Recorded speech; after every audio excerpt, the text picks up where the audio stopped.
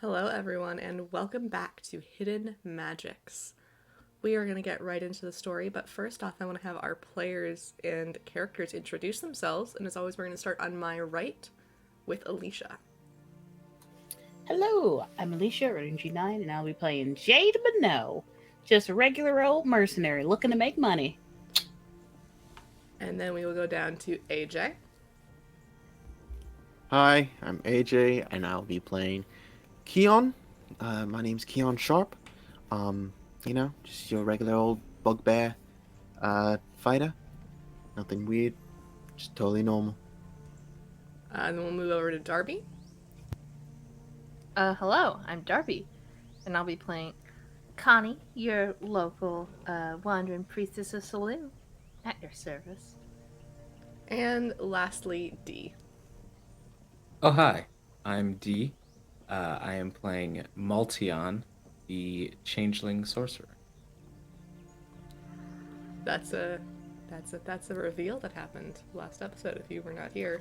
And I am Harper. I am your dungeon master for this evening. A quick recap of what happened last episode. Our band of mercenaries had defeated a group of bandits that they had been contracted to bring in, preferably alive. They took the group of bandits and their leader back to Trivik and were paid for their troubles, after which Connie and Keon returned to their usual resting places. Connie managed to get a legal advocate for the bandits through her church, and Maltion and Jade went out for dinner together, where Maltion revealed some of their plans for the future. A tentative alliance was maybe brokered between the two, and then Maltion revealing to no one except those who might be watching right here, that they are in fact not a half-orc, but a changeling. And that is where we will begin tonight. It is the next morning, and let's see, we will start with Connie. What are you doing? I would like to get up, and I already forgot the sister's name, but Liliana. Sister Liliana, that I would be assisting with going and retrieving the good folks in the ravine. So go find Sister Liliana and make the arrangements necessary. Alright, and while you've slept, she's gotten together a group of priestesses to go and help you. And so you go to her office and she says, Connie, wonderful. I've gotten a group of priestesses together. They're just getting a couple of carts ready to go and help. You said it was about 30 people, wasn't it? Yeah, a little more than that, but not much higher.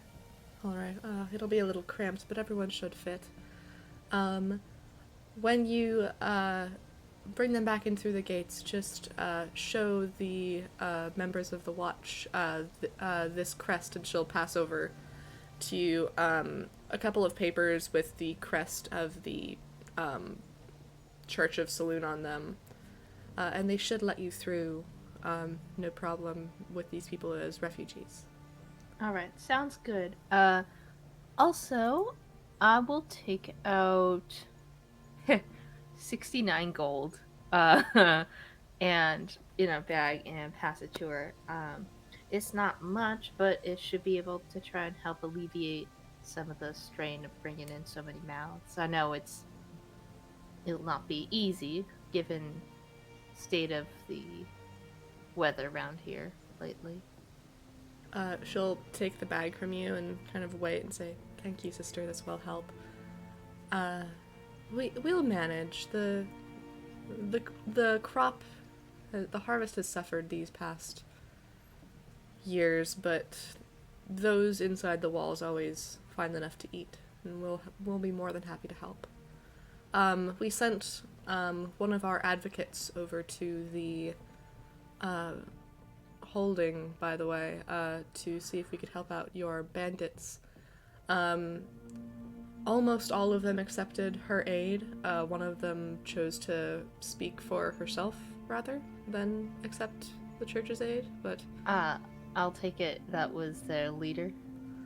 I believe so. I'm not sure. The advocate just said that 13 out of the 14 would take her help. All right. Jalen was probably the one. Yes, that was her name. Yeah, that makes sense. She doesn't look kindly on those of us with the more magical touch. Well, there are those who will always have their prejudices, I suppose. Yeah, I just hope I just hope her prejudice won't bring her to the goddess sooner rather than later. We'll do what we can. But the carts outside should be ready to go. Look for Sister Ingrid. She should be the one leading this alongside you, of course. All right, sounds good. Thank you so much. Blessings be with you, sister. Blessings be with you. Alright, and as you exit the church, you see that off to the side, tucked behind the church, where the church stables usually are, there are two very large carts, one of which does have some supplies of water and food. Not, to feed a group, but to, that you take as, rations that will keep them going on the road. And you see a group of 4 other sisters. And one of them looks at you and says, you must be Connie, right? That's me. Are you Sister Ingrid? That I am. Nice to meet you. Nice to meet you too. We were just waiting for you. We're ready to head out whenever you are. I'm ready to go. All Bella right. 4. All right. And she will hop up in the driver's seat of one of the carts, and another sister will get in the other one. You can sit alongside her if you wish, or you can ride in the cart. I'll sit alongside her. I'm realizing what I forgot, which is my holy book. I'll find it in the break. All right. And she'll. It takes you only about 20 minutes cart ride to get from the church to the gates. And as you pull up, Ingrid will say to the guards, we're on refugee business. And the guard, who is the same one you actually saw on your first night leaving, I will say, alright, can I see paperwork? Maybe then? So the papers that Sister Liliana gave to me, as well as my own identification, Connie Kanan. Okay. He'll take both and look at them and say, alright, looks to be in order. I'll be back in just a moment. He'll go into the gatehouse with your paperwork. And Inside check? Sure, go ahead. He's like actually just running my paperwork in there.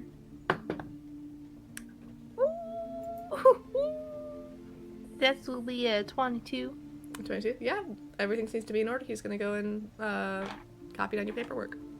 Awesome sauce. Alright. So he'll take it into the guardhouse and come back about a moment later, hand it back to you and say, good luck, sisters. Thank you so much.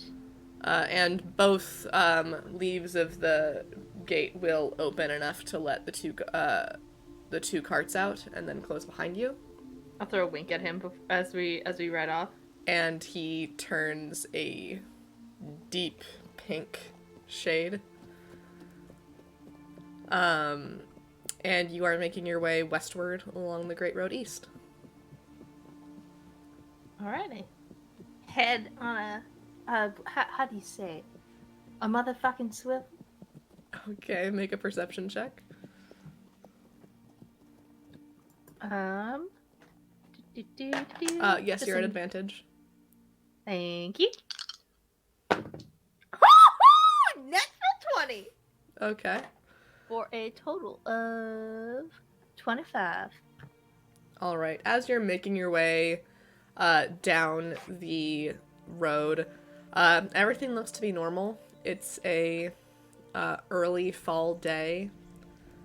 You can see that although there isn't much, like we've said, the harvest has suffered the past few years, you can still see off to either side of the road there are farmers working in the fields. There's harvesting to be done. You can tell that they've been working for hours already, and it's still mid-morning. As you're making your way, Sister Ingrid will say to you, we weren't really told exactly where. We were just told west of the city, so looking to your direction here.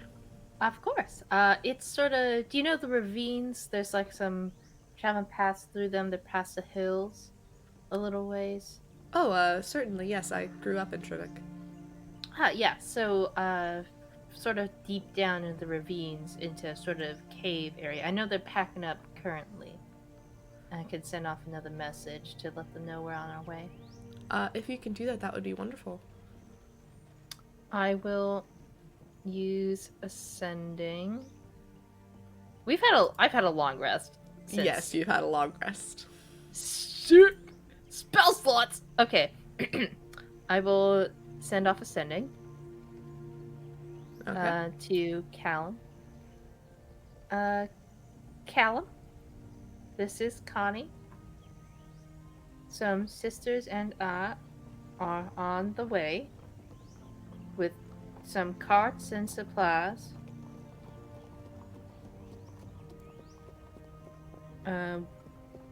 We'll meet you wherever you are. What?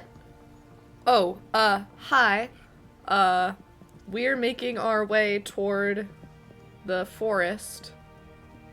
We'll be there by around mid-afternoon, I think. I'm not really... Cuts off. Okay. He says they'll be by the forest by mid-afternoon. Oh, all So right. probably- They've made quite a bit of progress then. Sounds like it. I suppose we could always take the road on past the forest and then cut off then and see if we can intercept them. Yeah, that'd probably be best. Easiest on the horses and all that. All right. Won't be a problem then. We'll go ahead and do that. And it's about a 4-hour ride to get to the far side of the forest, so you're going to be reaching there at about noon. Alright. And then once you've been riding on the Great Road through the forest, which has been basically clear-cut to... You know that as you were going through the forest, there were some light hills leading into the bigger hills on the far side. This road has been cut straight through the forest, straight through the hills, and is very flat. Like, you know how going through California, the interstate just like cuts straight through hills and goes and doesn't, it's basically So it's that. like on where they just like cleave the cliffside and they're like, here's a road now. Like Yes, like that. And I mean, you pass a few other carts. This is a fairly well-used road. You see a lot of solo travelers or pairs of people on horses. yeah, Just kind of keeping an eye out for, Callum and that lovely little band of individuals. You don't see them or anyone that you recognize, but granted, you didn't see many people from the bandit camp that you didn't take with you. Most of them were hiding. So you don't see anyone you recognize. As you get to the far side of the forest, you can see the hills starting to tower on either side of the road. Ingrid makes a signal to the cart behind there, and they start to turn off the road to the south. Far side of the forest, right?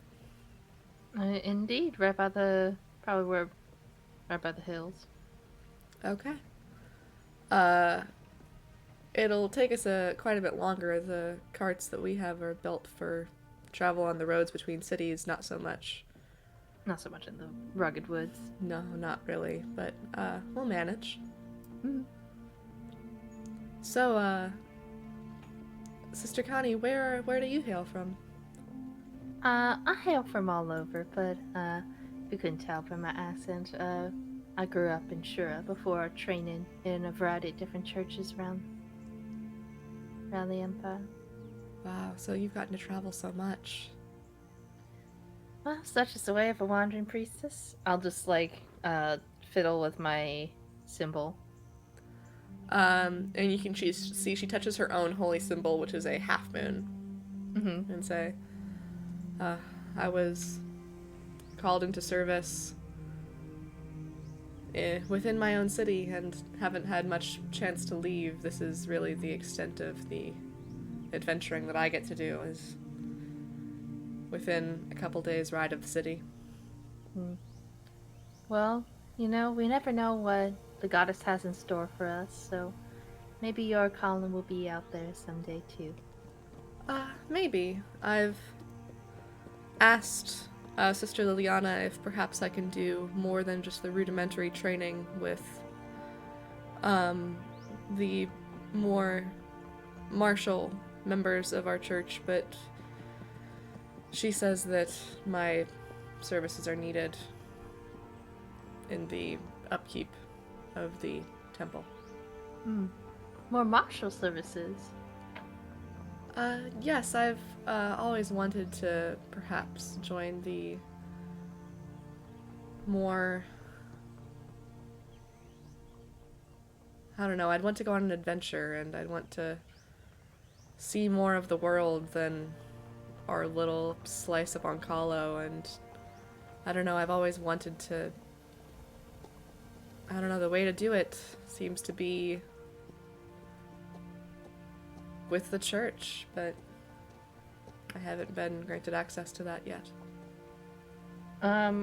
Question. The half moon, that's the symbol for... temple service. Temple service. Okay. Well,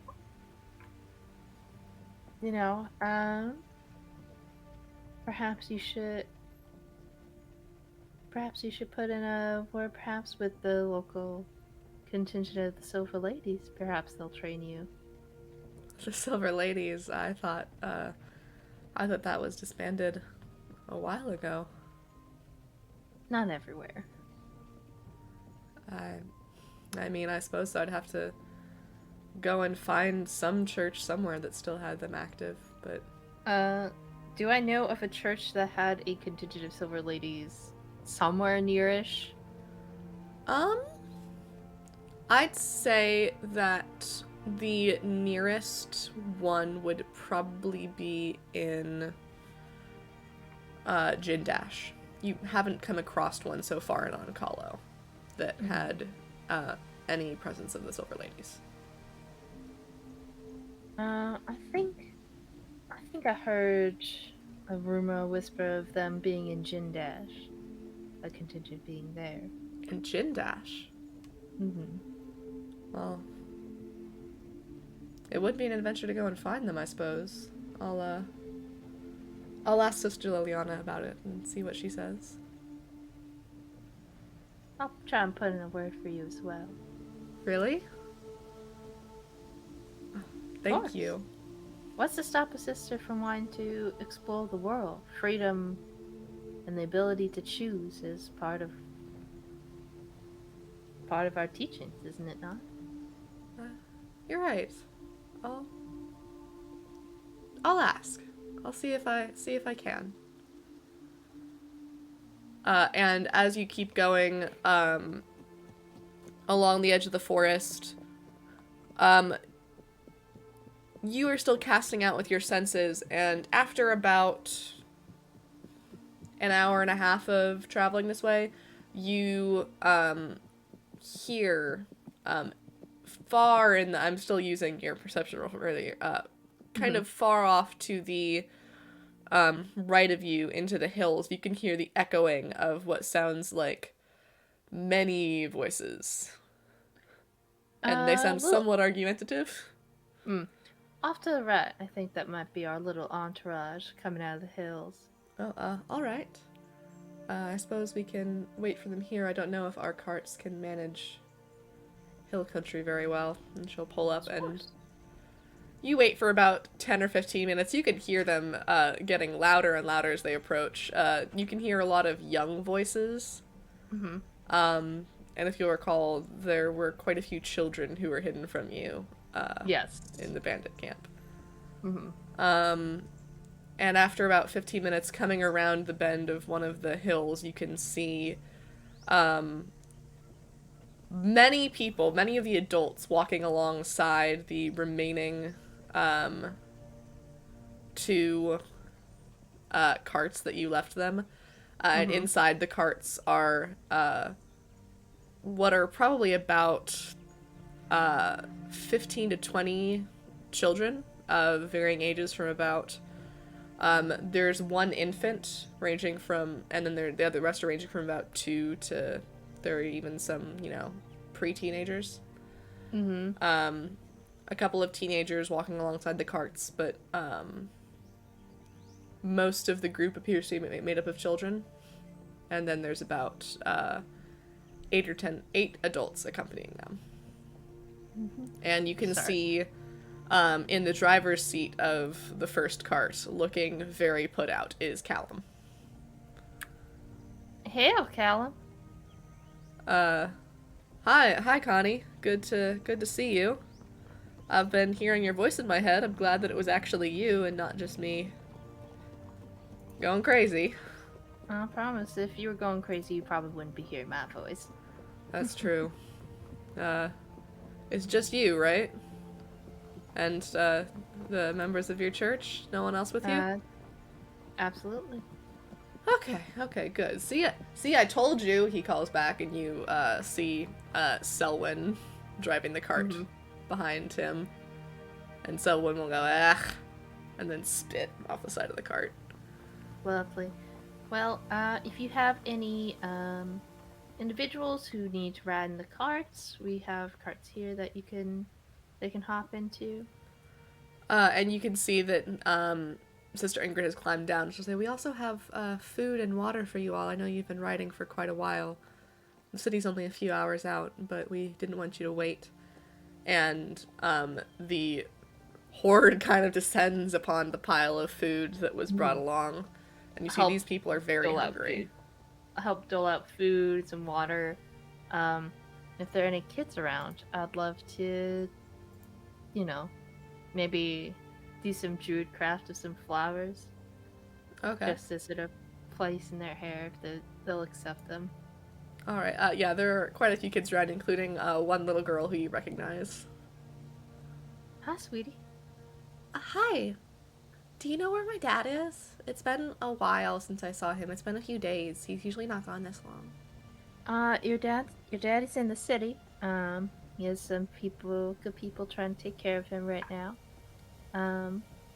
But if you're hungry, we've got some food and water, and I will druid craft a flower. Let's see. Can I druid craft a little camellia? Sure. And she'll It's take very it. Go ahead. Sorry. Very admirable for you to be looking out for your pop so much. Of course I'm looking out for him.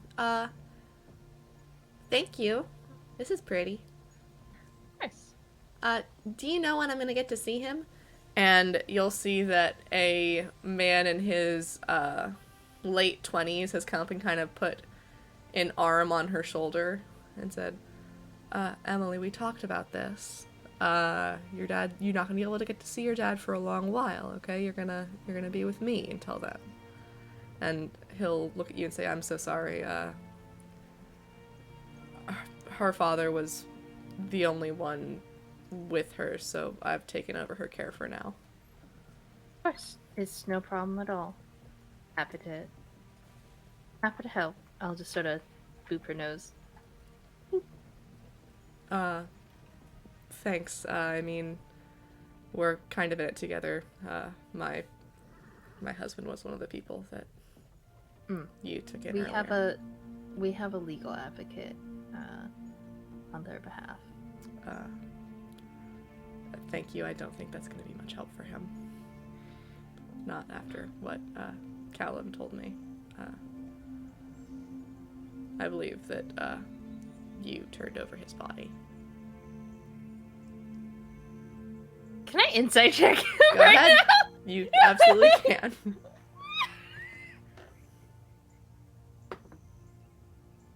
Yeah, that'll be a dirty 20. He is telling you the truth.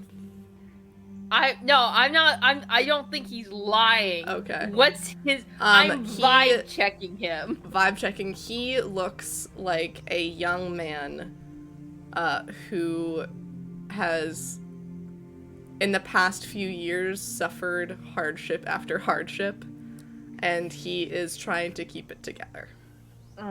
Yeah. My apologies. Thank you. Well, For what it's worth, I don't blame you. But, yeah, well, it's never a joyous occasion when a life is lost, no matter the situation. no, it's not. Well, there's food and water, and the church will be looking out for you all, at the very least. Hopefully they'll alleviate some worry. Thank you. And you can see that the other sisters, while you've been speaking with him and with the other children, have gotten it set up so that everyone has a seat in the cart. Nobody needs to walk. And Sister Ingram will say to you, Connie, we're ready to turn around if you are. Sounds good. Let's sally forth. All right. And you make your way back to the city. Every bandit has a family. Let's see. Keon, what have you been doing during this day?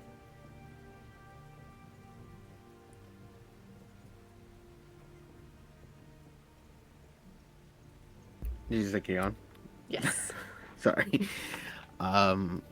So Keon probably would have started off his day kind of just like, probably just doing a little maintenance on his own weapons, and then went into town to one, probably sell the great sword that he took off one of the bandits, and to look at the any bounty boards, like if there's any like wanted posters or something. Okay. Go ahead and roll me a... it can be perception or investigation, your choice. I think they are the same. No, investigation's one higher. It doesn't matter. That's gonna be a 7. 7. Okay. Asking around, it takes you the better part of the morning to find a an armorer that is willing to take used weapons to purchase them. But eventually you find your way to an armory that you can see has a blacksmith shop attached to the side, called the Blackened Apron. And you've been told that you can sell used weaponry and armor here. Cool. So I'm going to sell the greatsword. Okay.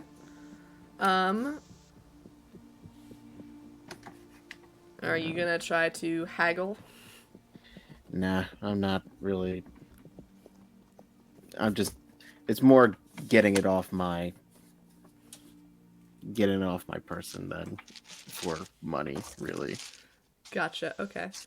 So you walk into the shop and you see a fairly standard array of martial weapons. They don't have the widest array that you've ever seen by any means.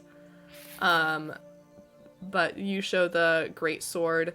It's definitely seen better days. The person at the counter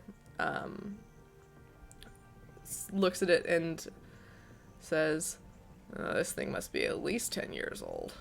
But still, a good sword's a good sword. Well, I was thinking you could probably just smelt it and just use it for a different one. That we could.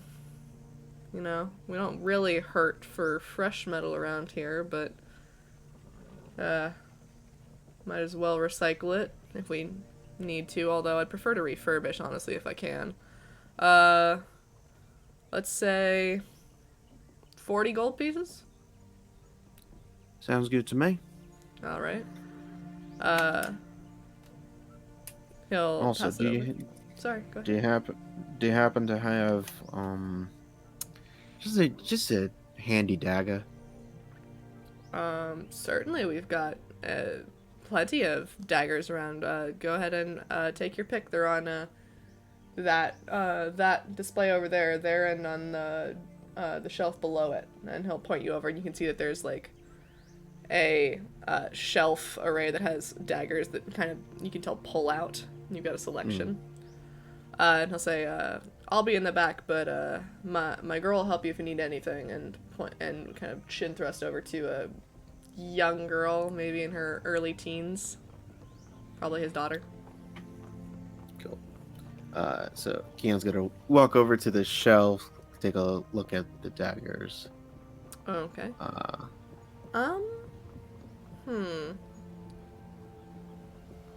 Let me see. Go ahead and give me an investigation check, and with your background, I'm gonna say you're doing this at advantage. Ooh, yay.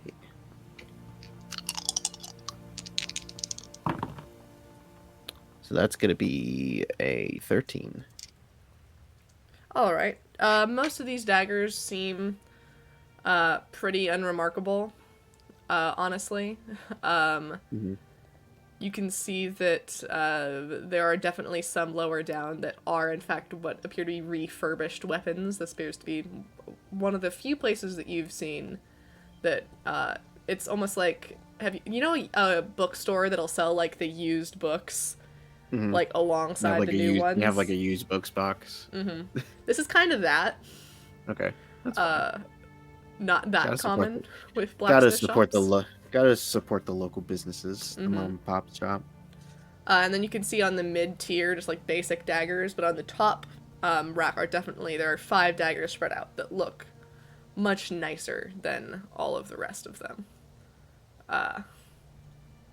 And you can pick up one of them and test it, and it does appear to hold a much keener edge. And the girl will pipe up and say, those are the ones that we make here. Dad says that they hold sharp edges a lot longer.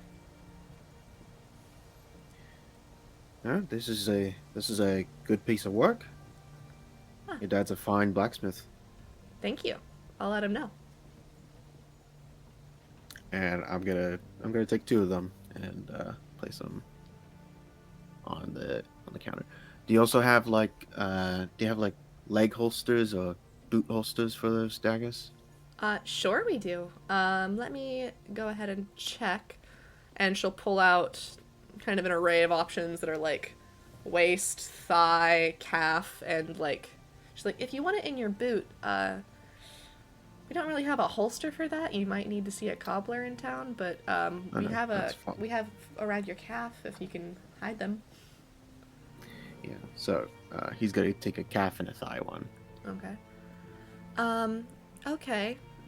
Well, normally that would all told be about let me see. Two of our nice daggers plus the 2 holsters would probably be about 1,000 gold, but you did just sell. So 1,000 gold. Daddy would probably tell me to give you the discount. So that's actually gonna be 800. Ooh, just 4 short.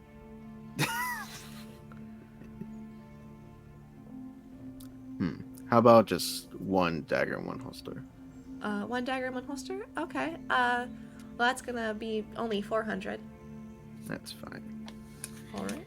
So. And you can add a +1 dagger to your inventory. Yee. Daddy says that they hold a sharper edge a lot longer than most, but if you need it repaired, you can bring it back here. Very nice. Very nice. I'll keep that in mind. Thank you very much. And I'll put the other dagger back. Okay. Oh, she's like putting things back already. She's practiced at keeping up the shop. He kind of like went for like kind of like out of habit. Mm-hmm. That was like, but she's already like she's putting away the things that you don't want. She's making the store look nice. Is there anything else I can help you with? No, that'll be it. You are pretty fast with your hands to around the shop. Well, I should be. I've been doing this for years. Yeah, faster than you're definitely faster than how my brother used to go. Oh, you have a brother?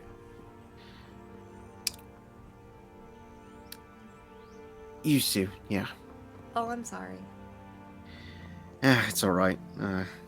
You just being in a blacksmith shop kind of reminded me of that.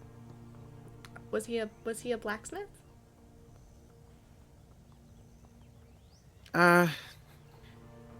I was more the blacksmith. He was more the shop hand. Okay. Wait here a minute. And she'll kind of go back in the back where her father went, and you can hear some low conversation.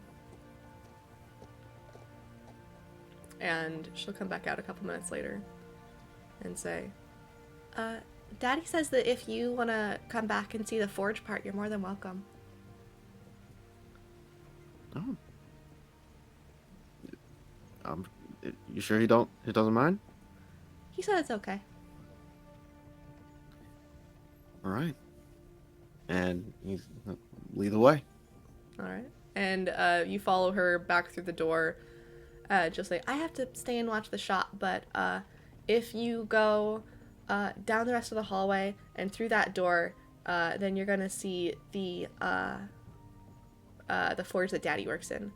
We have to keep it far away from the shop so that it's not as loud. I have to watch the shop, but just go down that way. All right. Keon's gonna follow the directions. Okay.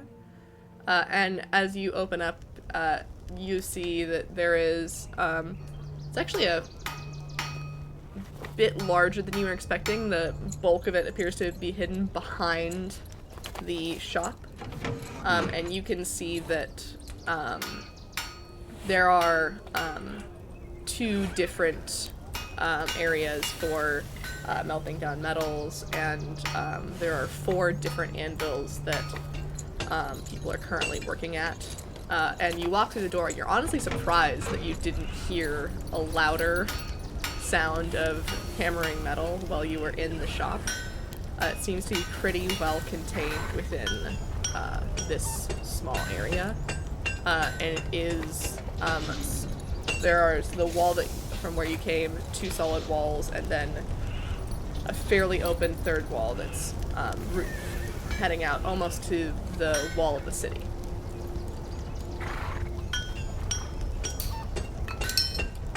And you can see that her father, who you met in the shop, is currently sitting at one of the anvils inspecting the sword that you brought in, and the other 3 anvils are being worked by 2 other humans and a dwarf.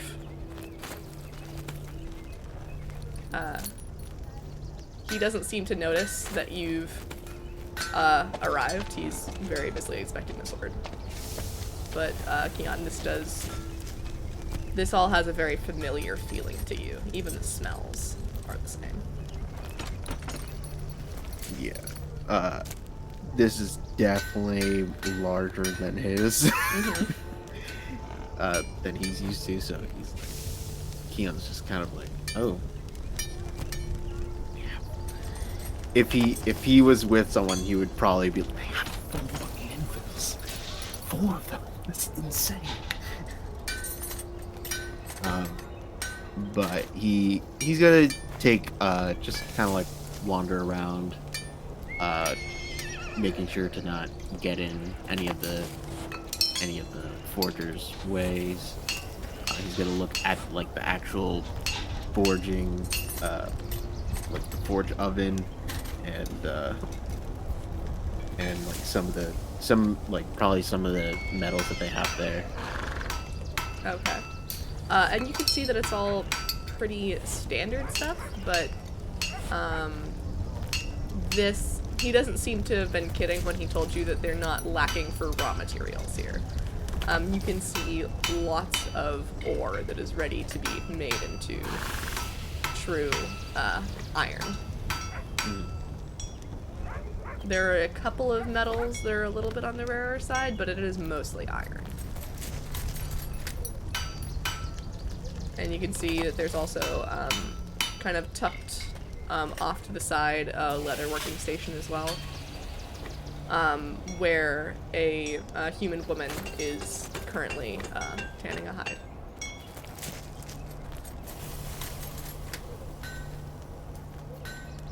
Yeah, Keon's definitely starting to, like, as he's looking around, he's starting to kind of get lost in the noise of, like, people hammering on weapons and the roar of the fires and just kind of, like, wandering around, not making sure not to, like, touch anything, just kind of like walking around and looking at stuff and just making sure just not to be in anyone's way. Like, if anyone, like, tries to walk past him, he's, like, definitely just kind of, like, steps to the side. Mm-hmm. Just almost kind of, like, on instinct that is just like, oh, someone's walking this way. And he's just like, okay. Yep. Mm-hmm. And after about 10 minutes of you looking around, the father, and you can assume is the owner of this forge, will put the sword down and kind of look up and see you, and pull out the wax globs from his ears. And he'll kind of shout at you over the forge. Oh, nice to see you. Why don't you come with me a bit? And he'll kind of gesture you toward the open back of the shop. Alright, Keon will follow. And as you exit the, like, from under the roof out toward the back, you can hear that the sounds of clanging are almost instantly muffled. And it's being contained within that area. He says, sorry, hard to have a proper conversation. So my daughter mentioned that, you used to be a smith.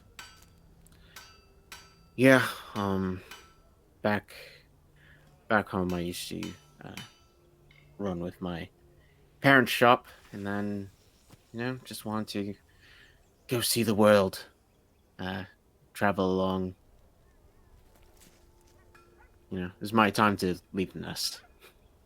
That's fair. What's the name of your parent shop? Have I heard of it? Probably not. It was very small in just a dainty village. Didn't really get much work. I was, oof, the size of your forges. It's massive. It's like a castle uh, compared to what I'm used to. Oh, well, we do a lot of supplying, so have to keep up with demand. We do a lot of selling to the local guard. They're probably actually our principal buyers, the guard, and whenever the army comes to town.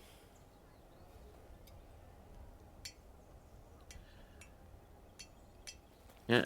What are you using to muffle the sound? Because Oh, I was not expecting the big enough size of your forge when I was walking over. I didn't even hear a single hammer drop.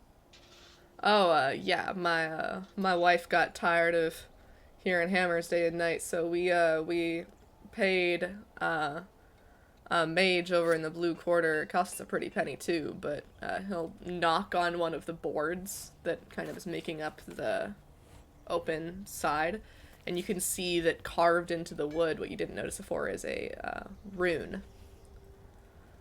And so we paid one of the mages from the blue quarter to do some sound dampening for us. So it all stays in the forge now. Makes it a little bit louder in there than usual because the sound's got nowhere to go. But that's why I wear these. And he holds up the wax that was in his ears. Effective. Very I'm expensive. I'm just I'm too used to the sound of the forge. Yeah, I'll bet you miss it. I can't imagine walking away from the life, but you seem like decent folk. You're welcome to come back anytime. All right? Thank you very much, Mister. Didn't catch your name. Alvig, and I'll hold his hand out to you. Keon.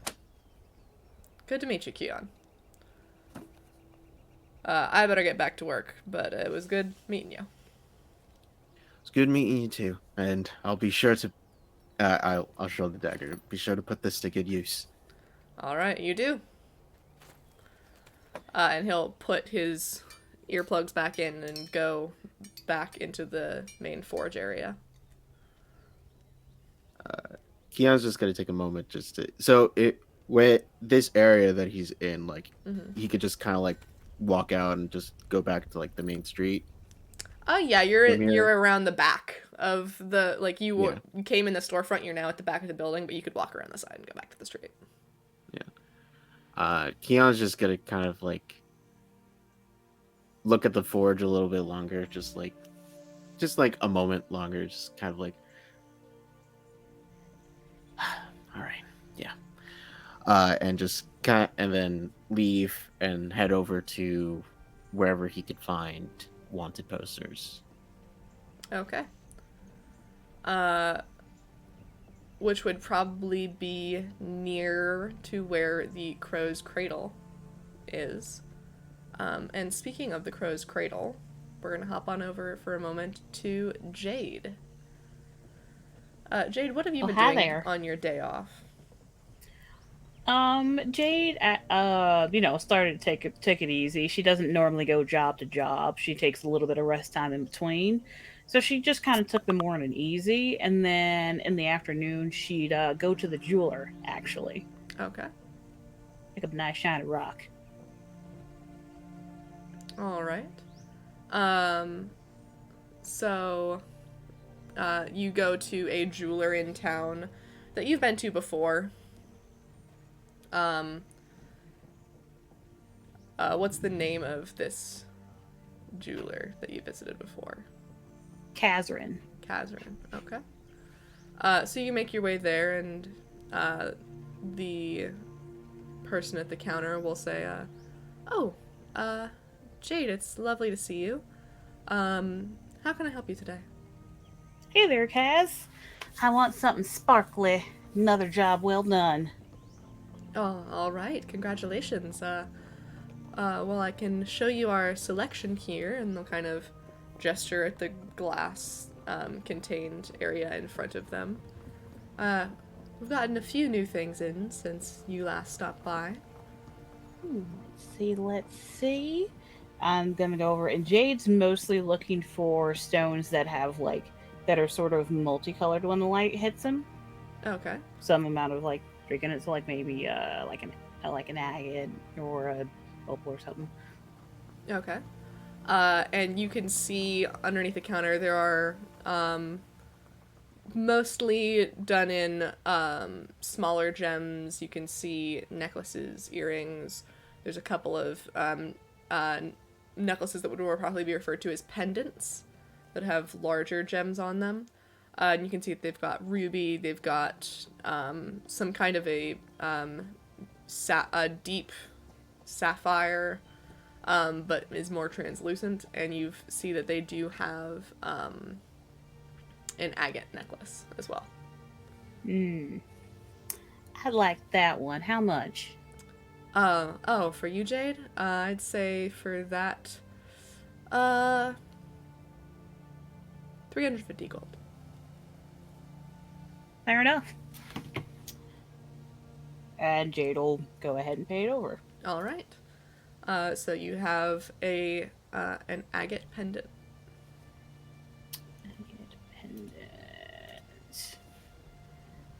All right, perfect. And now at that purchase, Jade is going to write a letter to her dear family. All right. Thank you very much. Yes, she'll say thank you very much. I'll see you again next time. All right. And always good to see you.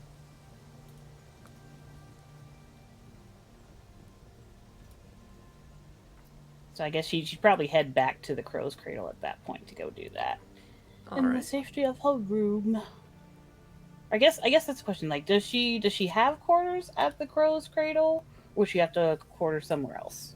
There are quarters available at the Crow's Cradle for basically an additional fee every month.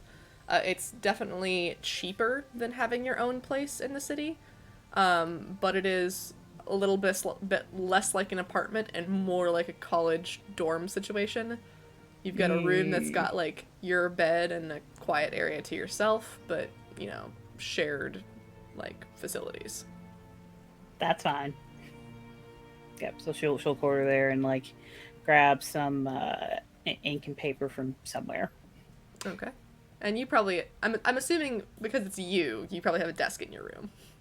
Yes, absolutely. All right. Where's my money on this sheet? She said 350, right? Mm-hmm. Yes. Okay. Oh, where's my money? There it is. Minus 350. I can do math. Okay. But yeah, she's going to write a letter to Jasper. Just kind of just kind of literally just how are you? Hope things are well. And then very specifically just oh, by the way, I have a new stone for the collection. I can't wait to show it to you. All right. So you write this letter, finish it up. And you are welcome to take it to the post office if you'd like. She will do so. Okay. And as you walk in to the post office, it's a pretty quiet day. It's around noon. It's a lot not a lot of people are going to go to the post office at noon unless they absolutely have to. So the people that you see there look like they're in a bit of a hurry. They're on a lunch break. And you can see that there are a couple of clerks available behind a counter. All right, just walk up to one. Yes, I'd like to. If that's the wrong accent. If you don't mind, I'd like to go ahead and send this. Doesn't have to be fast, but get it to where it's going. All right, we can make that happen. Would you like air travel or on the roads? Let's go with air. I think that's a little more secure. Okay, and which city are we sending this to? We are sending this to city in backstory. I think we're sending it to Dreyfus. I think is where it'd be sent to. Okay. And if that's wrong, we'll fix it in post. Pretty sure. Yes, that is correct. Okay. Okay. All right. To Dreyfus with air travel, you have the overnight option, and you have the daytime option. One will get there by no later than tomorrow morning. One of them might take a couple of days. Couple of days is fine. All right. In that case, this will be. Can I see the letter we are sending?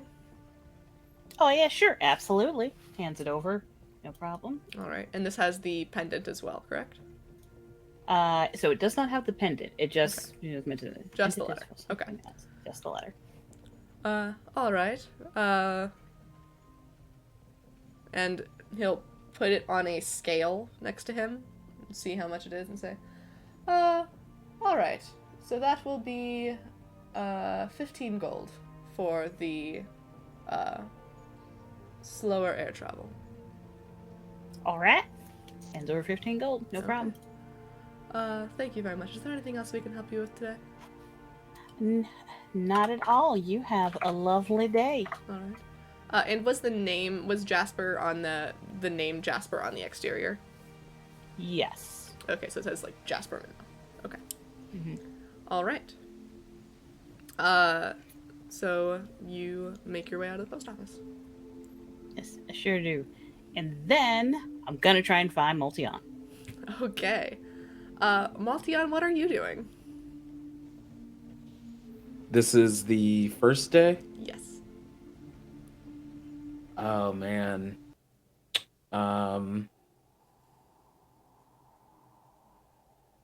So Maltion hasn't slept since the dinner happened. But they will take a second to put on their double-banded choker. All right. They're also going to pull out 3 double-banded wave rings, and they will put one on the ring finger of their left hand, the pinky finger of their left hand, and the second ring finger of the right hand. All right. Could you repeat those for me again? Sorry. Yeah, no problem. It is going to be the third ring finger of the left hand, the pinky finger of the left hand, and the second ring finger of the right hand. And then they also have on their double-banded choker. Okay. They will put on an earring that is double-banded, sort of like 2 dangling gold bands. Okay. And they're going to wear an anklet as well that is double-banded. Okay. And then- which ear is your earring in? It is on the right ear. Right ear. Okay.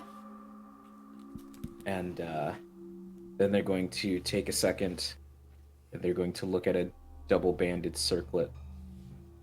Pause. And tuck it back into their bag. And then they'll look at themselves in the mirror and say, all right, let's work. And we'll change their shape to be about a 5'10" or so drow.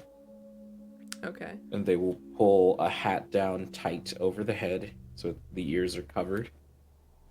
They will also pull up their mask. And then they are going to go on their treasure hunting. Okay. As a reminder, Yep. it is you are in the blue quarter right now, and you were told that treasure hunting would be more successful in the Taurus quarter. Yeah, so I will leave a window and make my way out toward the treasure quarter. Okay. Are you're attempting to not be seen on your way there, I assume? Not like totally trying to remain unseen, but I'm trying to not attract attention for obvious reasons. Mm-hmm. Okay. I want you to still roll me a stealth roll then. Okay. Coolio. That's going to be a 19. Okay. So you make your way using back alleys. Occasionally you have to walk through the crowd to get from alley to alley, and people don't seem to be paying you an over amount of attention. You catch a few strange looks as you're walking around in the middle of the day with basically all but your eyes covered. You catch a couple of people doing like double glances at you, but no one seems to be paying you a special amount of attention. Also, as a point of notes, I'm no longer wearing the tie-dye. I'm wearing a black gi and like stretchy black capris, basically, Mm-hmm. so that the anklet is visible. And I'm gonna, just make my way to the tourist quarter and continue treasure hunting. Okay. And once you get to the tourist quarter, how do you go about hunting for treasure? I try to look for the things that I know I should look for, or the people that I've already spoken to. Okay. Make me a perception check. Oh, I hope I don't roll bad on this. Hold on a second. Can I also cast detect thoughts to try and assist with this? To just like bounce from head to head, just surface thoughts, see if anyone is Okay, what yeah, I'm just looking kind of for. pinging around person to person. Just to do it with advantage. Yeah, That's the goal. I'd say that you could do that. It's gonna probably take you a little bit longer because you're gonna need to like shift from person to person, but it's assisting you in looking. Thank God for advantage. That is going to be a 23. A 23. Okay. So it takes you a little bit longer because you are bouncing back and forth between thoughts, and occasionally getting caught up in what you're hearing, but you're staying pretty on task.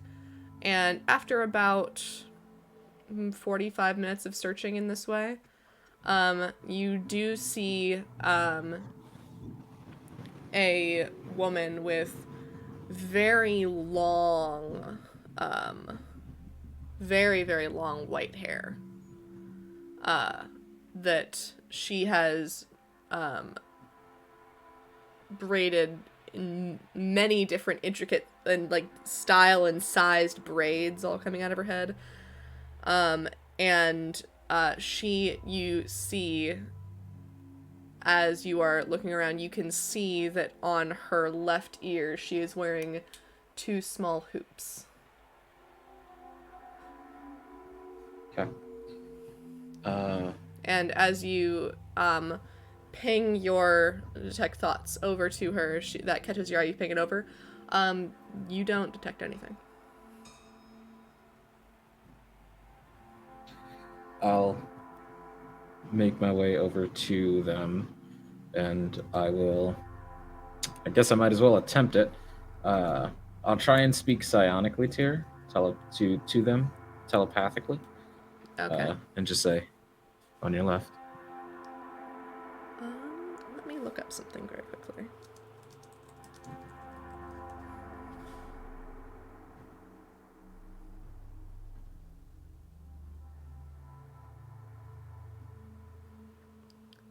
And she'll take a moment, and then she'll kind of glance to her left curiously.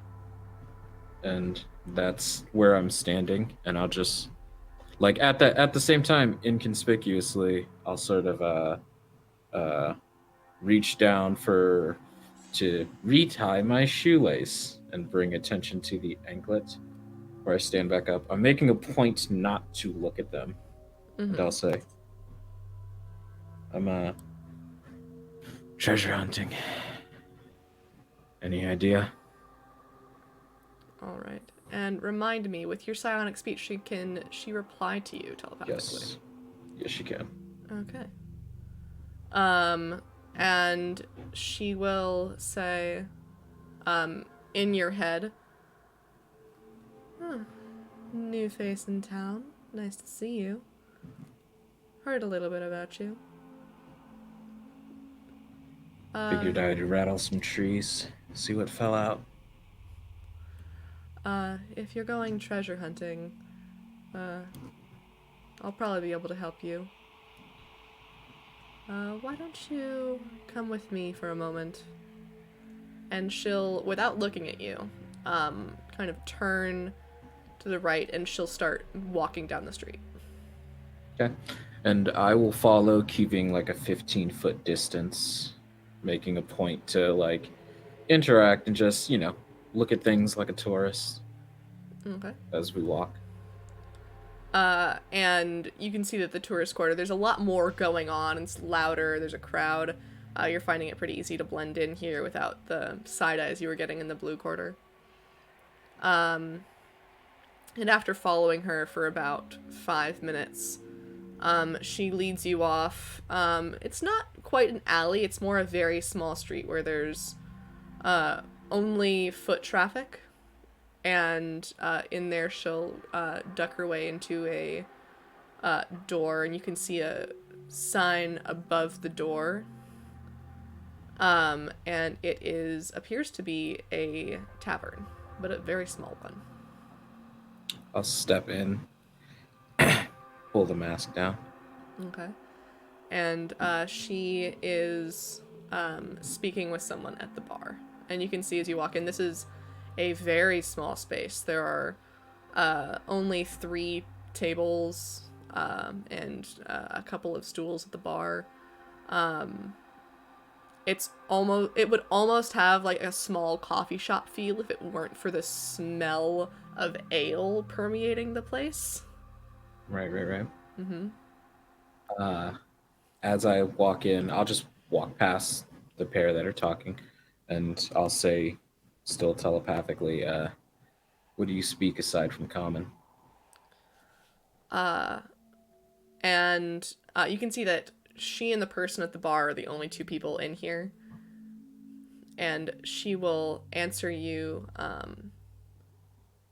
out loud. Oh, a little bit of this, a little bit of that. You pick things up. I'll stare at the person behind the bar. And the person behind the bar, who is a sorry, spaced out there for a minute. The person behind the bar, who is a dragonborn with blue scales, will just stare at you back with a smile. Great. I've been here for a while. I'm sure you got the message that I sent to your 2 in-city members. I seemed a little scared, which was kind of the point, I'll admit. But I finally tracked you down, so it worked. So you're treasure hunting. Yeah, most places I go. Well, happy hunting. You found me. I'm Treasure. It's nice I to meet always you. do. I'll extend a hand. Shake. They'll extend a hand as well. Shade. It's nice Shade. to meet you, Shade. Now that you found your treasure, what can I do for you? Well, I had a couple of questions. Normal stuff, mostly, but seeing as you're one of the most reliable fences that I've heard of, I had something I needed you to procure of a magical nature. Magical is tricky, but we can do it. What do you need? That's why you have the name. There's a spell. I don't know how familiar you are with magic. It's called Arcanus Magic Aura. allows you to mask certain things about yourself. If I could get something enchanted with that spell, I'd be willing not only to pay, but to trade to cover the cost. I have coin.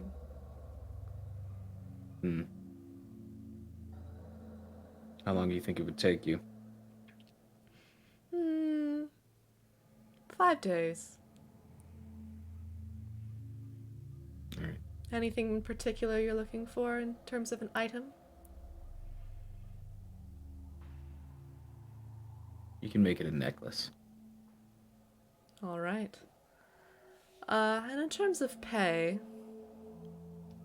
your services interest me almost as much as your coin. I'm good at what I do. Let me think. Why don't you take a spell here? I'll be back. I need to consider my books and see exactly what the cost will be. Shade will go and sit down. Okay. Quill will entertain you while I'm away. Somehow I doubt that.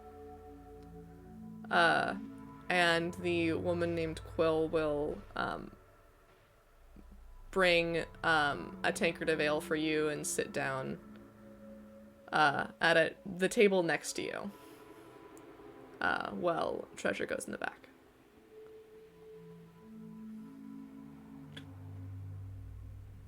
So, I get the sense that Trivix doesn't get exactly a lot of us here.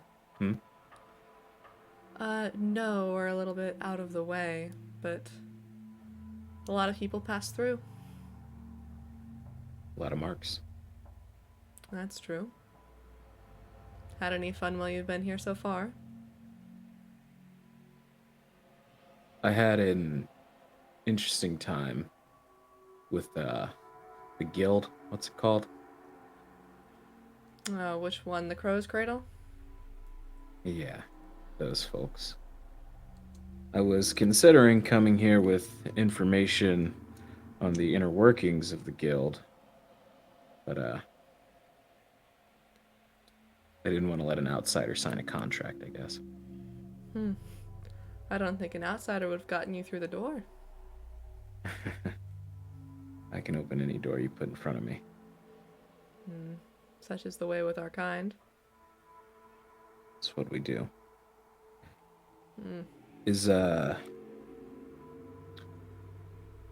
I know the cell here isn't exactly heavily established. Is it just you two? No, there's a couple others. I don't usually go fishing, but you're interesting. And she'll kind of eye you up and down. Eyes resting on your jewelry, but also on the hat that you have pulled down. I've been told that quite a few times since I've gotten to Trevisk, and something tells me this place just isn't as busy as the capital can be. No, definitely not.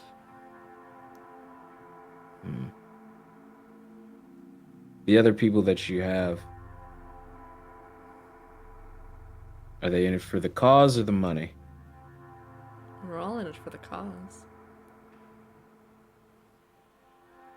That sounds like that was said by someone who's in it for the money. Money doesn't hurt. I have to agree to disagree on that. Then you either have always had money or you've never had it.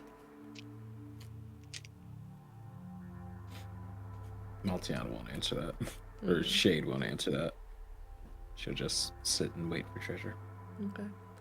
And after about 10 minutes, Treasure will make their way back out. They'll say, I'm glad you two are making friends. And, Shade, just as confirmation, you said you were wearing, your fourth ring finger on your left hand, your pinky finger on your left hand, and your third ring finger on your right hand? Yes. Okay. Well, I think that there is a little bit of help that we could take, although a little bit of gold never hurts with costs, especially for a magical item of this nature. And with the paperwork that we'll have to get you for it as well. Assuming that you'd want that. Let me think. There is a certain someone who more information about would be helpful, and I'm sure that you could help us get that. Sounds good. What's the description? Well, unfortunately, they're not in this city. We would be giving you the item as, shall we say, in advance on the cost.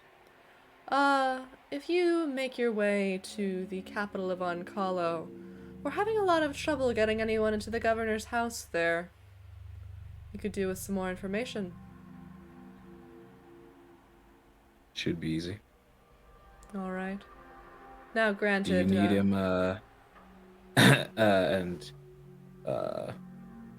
Shade will say, do you need him and tap the choker or point to the anklet? Oh, no, nothing like that yet. We just need some information. They'll nod at your anklet. It might be a little helpful, but nothing so crude as this just yet. Like I said, we've been having trouble getting anyone on the inside. If you can bring us I back can do that. information on where he's been spending his time and where he's been sending his resources, that would be most helpful. 3 days. So soon, all right. Well, then No. Mm-hmm. For the necklace. 3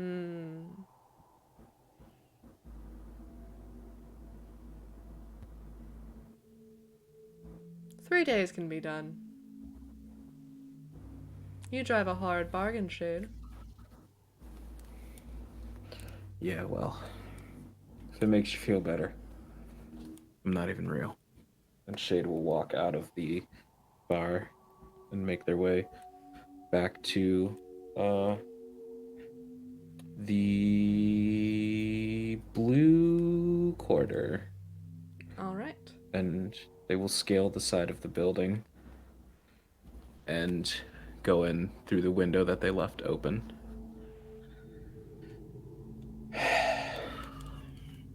And they'll take all the jewelry off. They will go to the loot case and open it and take out the vial that's far too big or far too small to fit the loot case properly. Take out a bow and start just reading away on it. All right. And that is where we will take our break for this evening. So, we are going to be back in about 10 minutes. Please go use the restroom, get yourself some water and a snack, and we will see you back here soon. Bye.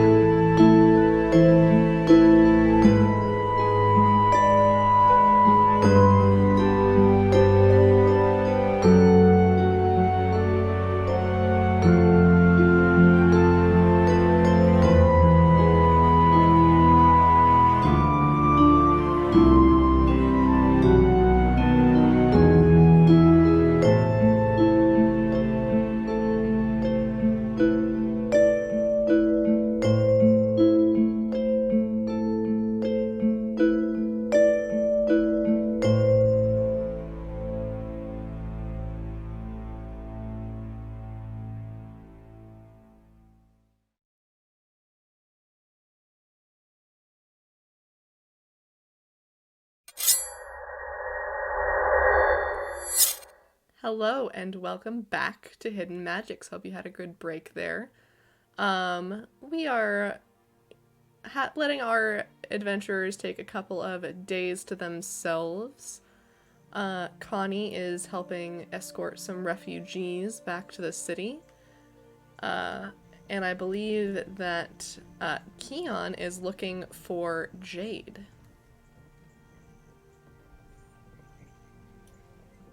All right. So, Keon, where do you go looking? Towards the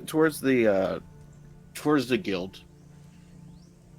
It's I guess it's just more like I probably need just help finding where I would go to find bounties on specific people. Okay. If you'd like to, you can go to the guild hall itself. Yeah, Okay. that's where I will go. Alright, so as you enter the Crow's Cradle, you see sitting at the front desk, as always, is Velma. And she says, hi, it was Keon, right? Yep, that's me. I'm Keon. What can I do for you today? I'm looking to see if you got like a wanted board. Not really our thing, but might be having a contract come in a day or two if you're interested. I'll be in touch. Alright. Like I said, if you're interested in joining the guild, which would probably be the best way to find jobs with us, you gotta do 3 jobs with us first. But after that, it's pretty steady work. I mean, you can ask Jade. She's been with us a while. All right, all right.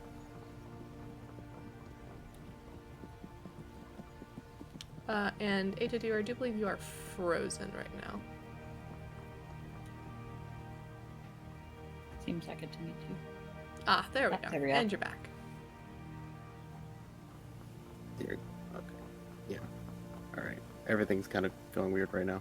Sorry, my computer's being finicky.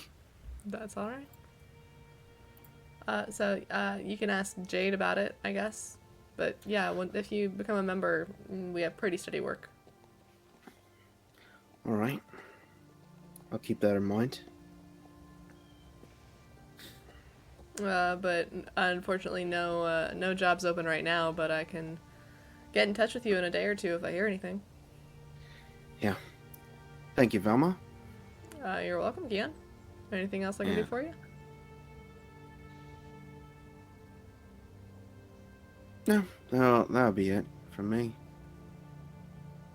Oh. And Keon's gonna walk out and just kind of be like, just kind of like thinking to himself, it's like, I need to find information on people that are being hunted. Let's find out. Let's see. He's gonna go to the nearest tavern to see if there's any loose lips. Okay. You make your way to the nearest tavern. It is around mid-afternoon right now. So there's not many people inside as you push open the door, and this is not a tavern that you visited before. So there's not very many people inside. Mhm. And the one woman behind the bar Says, go ahead and take a seat. I'll be with you in a moment. He just raises his hand and just sits down at a table that is near wherever there's other people. Like, not at the same table, but, like, near them. Okay. I'd say there's probably a couple of men who are eating together at the table, and then a couple people drinking alone at the bar. Yeah, I'm gonna sit near, like, kind of like in the in-between, between the bar and the people.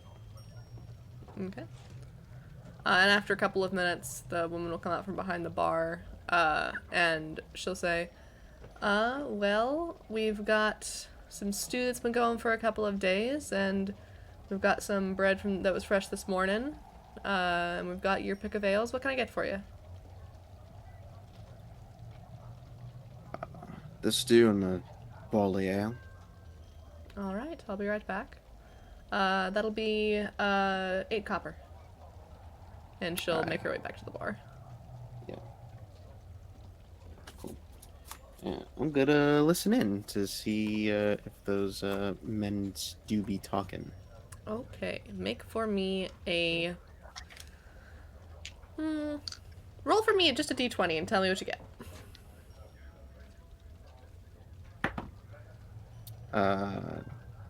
That is a 17. A 17. These two men, upon closer inspection, do appear to be local mercenaries like yourself. They have the same look of pretty well-traveled, well-used weapons by their sides.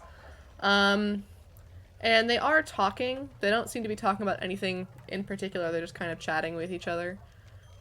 They're probably traveling companions from the little conversation you can glean from them.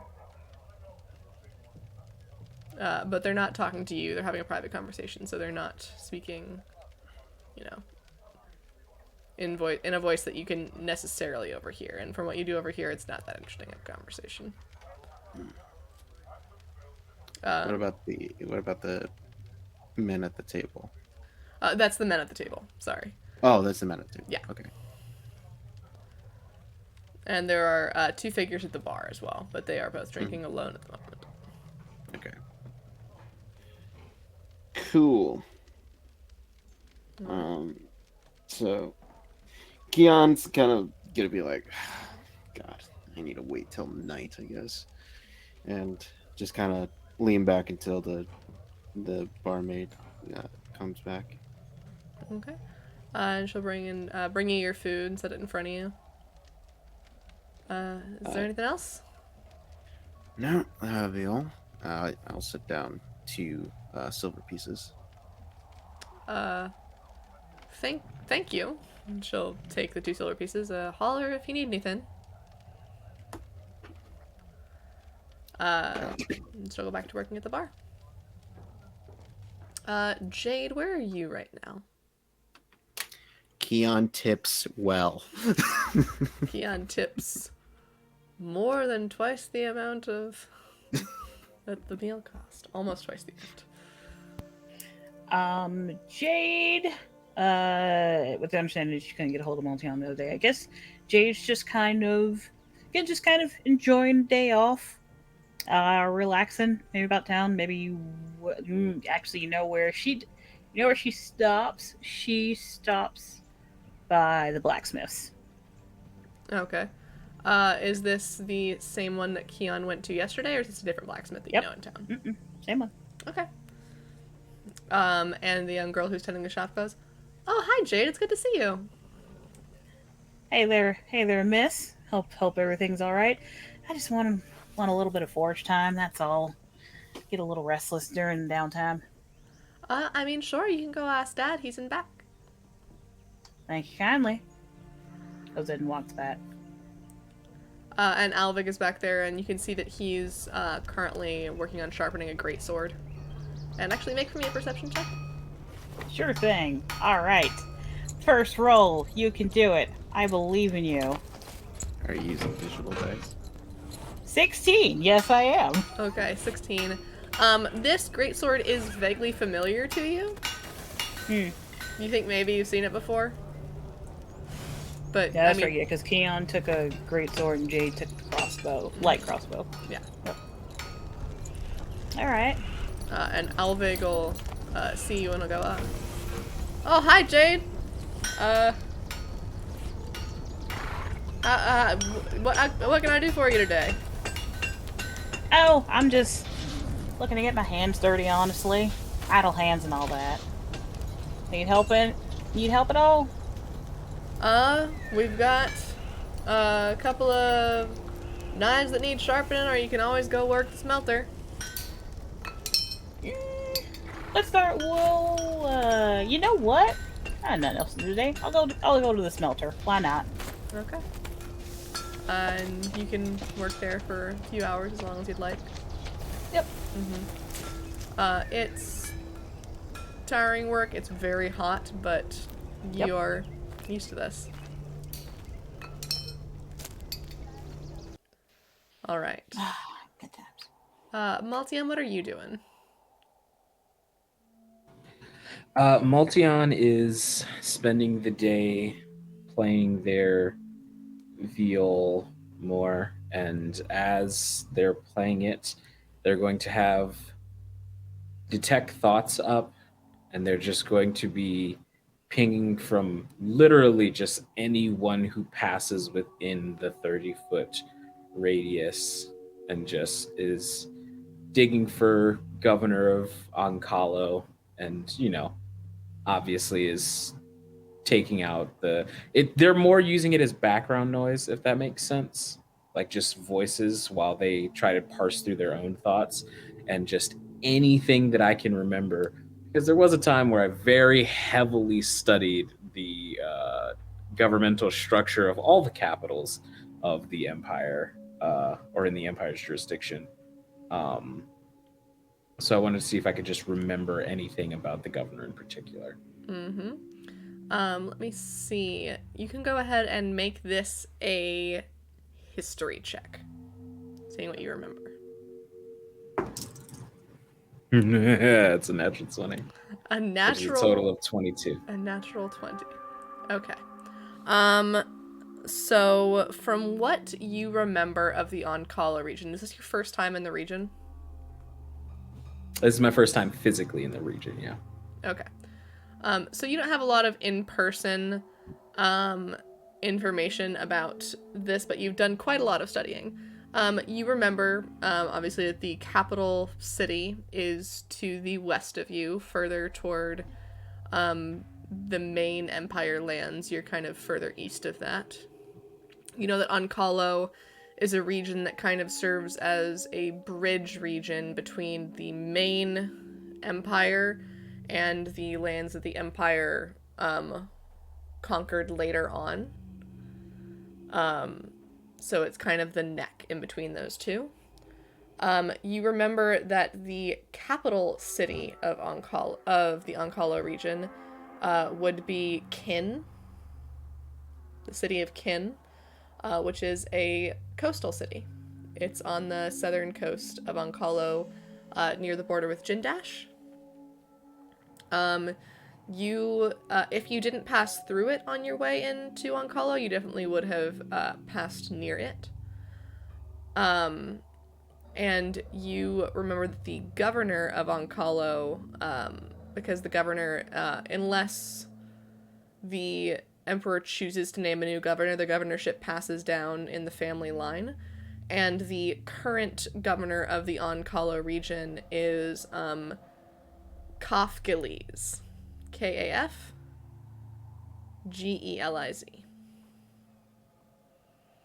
And the governorship has been in the Giliz family for, you think, at least 5 generations? Not much longer than that. And the governor is responsible for managing the resources within Oncalo. So managing the distribution of military forces and arbiters within Oncalo, is responsible for making sure that the market doesn't get too out of hand. and making sure that everyone in every city is licensed. So this is where the central information hub of Onkala would be.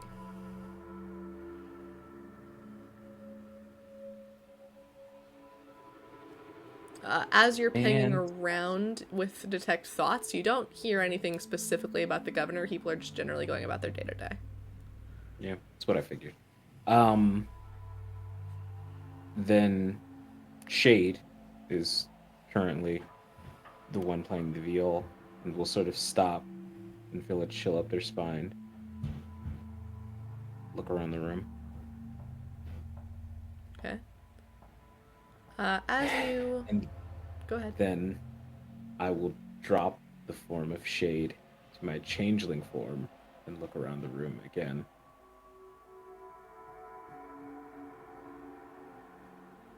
Do I see them? Make for me...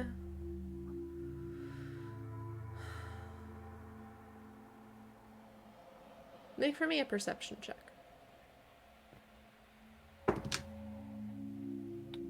17. 17. You see something out of the corner of your eye that you think might be familiar. And as you turn to it in your changeling forms,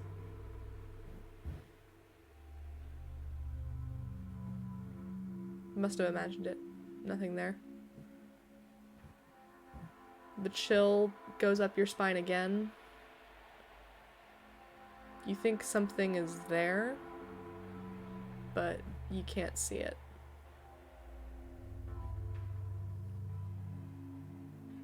Well, you've been quiet recently.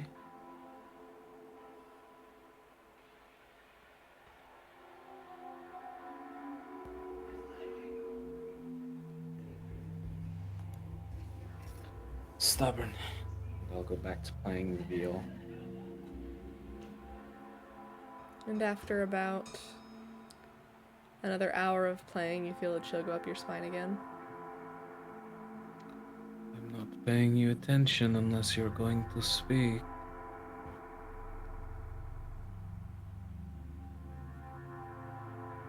Chill goes away.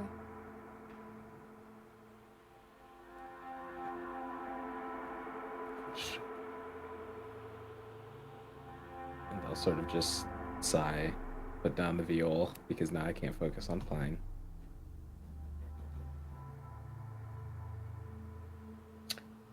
I'll cast mirror image, and I will spread out my deck of cards, and I will deal myself a hand, and I will deal the mirror image a hand,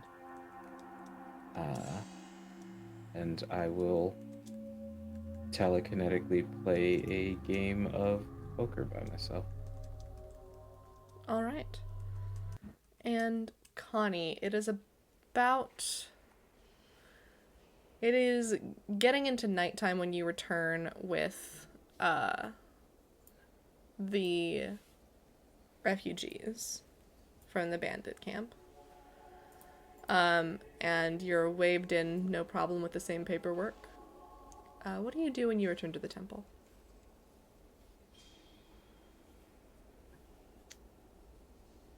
Find Sister Liliana. All right. Has it been a full day's worth of travel to get back? Yeah, half a day out, half a day back. It's the evening. Okay. Oh, good, you're back. It's wonderful to see you. I take it everything went smoothly? Yes, we managed to get everyone and bring him back. All right, that's good to hear. Rest assured they'll be well cared for. We'll do what we can to help find places for them within the city. Thank you. Sister, you wouldn't happen to know the status of the individuals who we brought in? I know that their trial is set for I believe it's 11 days from now is when they're slotted to be tried. Hmm. They're being kept in custody until then. Is there any way we can help them?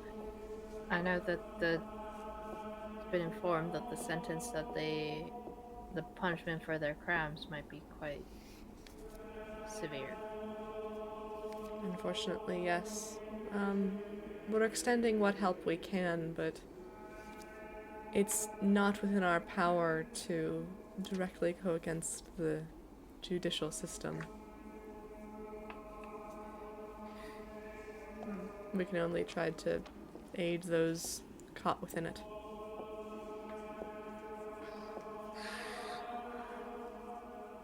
All right. Well, thank you, sister. Oh, also, Sister Ingrid, she seems mighty eager to go out into the world. Yes, she is. You know, there's a church in Jindash that might be able to train her a little martially for a while if she was interested, at least to see if she enjoys the service. Maybe it is time. Very well, I'll write to the head sister and see if place can't be made for her there. Lovely. I think if she doesn't find success in that world, I think she'll be happy having been able to try, at least. I agree. Well, perhaps it is time for her to grow beyond us here. I know that she's lived her life in service to the temple, but there are other ways to serve. And she kind of looks to your pendant. Indeed, that's true. Saloon has a path for all of us, winding though it might be. Speaking of which, I need to see to making sure that we have spaces for our refugees for the night. Is there anything else that I can help you with? No, not at all. It would it help you if I cleared out for I can go find, what's the word I'm looking for? Lodgings for the evening elsewhere. Hi, Doge. Oh no, certainly. We always have room for you here, darling. We have room for all that need it. We just may have more than a few sleeping in the pews, but that's nothing new for us. Well, I'd be happy to give my space to someone else in need. You're very kind. If you'd like to, you're more than welcome. Of course. I mean, there's quite a few individuals with families and children. I'd love to at least give them privacy. I'll be at the Blue Badger, I think it was. Certainly we're acquainted. Alright. Well, if you need anything, I'll be over there. All right. Blessings to you. Blessings to you, sister. Okay. We'll run through this a little quick. That was day 1. Quick idea of what y'all are doing during day 2 of downtime. I know Jade said she's gonna spend it at the forge. Hustling for money. Reading Connie will Four. be reading fortunes at the Blue Badger. I want to get a little more physical in my search for information. Start checking out any government buildings or officials that are in town that might know or have connections. Okay. Things of that nature. If I can get my grubby little mitts on someone sight-wise that I'm like, that's the government official of this town. Um, I would like to do a deeper probe with detect thoughts. Uh, and I would make that a heightened spell. So they had disadvantage on the roll. Okay, so you're looking around the blue quarter for a governmental official, most likely, Yep. knowing what you do about the city. What form are you adopting?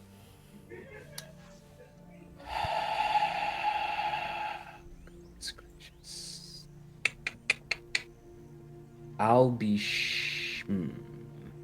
I'll be Multion. Okay. Go ahead and make a perception check for me. Coolio. Not that great. That is 12. Okay. So you walk around the blue quarter for the better part of the day. You know that this is where the nobles and higher-ups of the government would live and do their business. Around mid-afternoon, you figure out which of these buildings would be the mayor's, the mayor being in charge of running this particular city and the surrounding area. It's a gated private residence, so you can't just, walk up to it. This is not where he does his business. This is more his home. This is, if you search around longer, you can find City Hall, which you would have some limited access to. You could get into the lobby if you wanted to. Yeah, I do want to go into the lobby. And, as soon as I go in, I would imagine there's a bit of walking around I could do. Obviously, I can't go everywhere. Is there any way that I'd be able to find that person's office? The mayor's office? Yeah. You could probably find the door to it, but it Right, yeah. does have 2 guards standing outside it if you want to walk past. As I'm just going past, I'll just be humming and just as I'm walking along this afternoon. And as I go past, I would like to cast Arcane Eye inside the mayor's room. Because fun fact about Arcane Eye, it doesn't have to be a point within 30 feet of you that you can see. So I just want to put it on the other side of the door. And then, of course, I'm going to spend my points so that I'm not walking by doing an incantation in front of the mayor's office. Right, okay. And Arcane Eye, to give you the exacts of it, it is an invisible magical eye that hovers within the range for the duration. As an action, I can move it in up to 30 feet in any direction, and there's no limit to how far away from the eye I can move, but it can't enter another plane of existence. It has normal vision and dark vision out to 30 feet and can look in every direction. So I want to have that eye stay there and I wanted to read any papers that are on the desk. I wanted to just look for anything relevant to what I'm looking for, and maybe something that I'm not looking for, but that would be relevant to me if something like that is in there as well. Okay. I will say that when you first cast the Arcane Eye behind the door, you can see almost in the back of your mind as you are still seeing what's really in front of you with your eyes. You can see that it appears to be almost an antechamber office. There are 2 people sitting at desks working that you gather are probably receptionists or clerks. And there is another door off to the side of the room that is currently open, and you can see another office behind it. Okay. Or through it. Can I see the receptionist's name or their name tags anywhere? They do not have name tags. Okay. Then I will keep my Arcane Eye there for any interesting information that I can glean from the antechamber. If the door to the mayor's office opens... It's already open. Okay, then I will move the eye into the mayor's office proper. Okay. And you move the eye into the mayor's office. You can see the mayor, who is a human man, sitting behind the desk, reading certain papers and making notes on another one. It looks like he's working on notes for something. You're not sure what.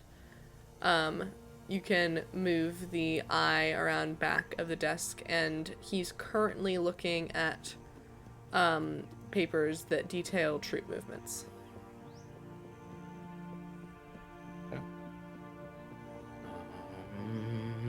And it looks like there's also a request lying open on the desk for more troops on the eastern border of Onkalo. So he's trying to basically balance out troops to make sure that he can provide them there without understaffing other parts of the region. Interesting indeed. AJ, highs or lows? Highs or lows?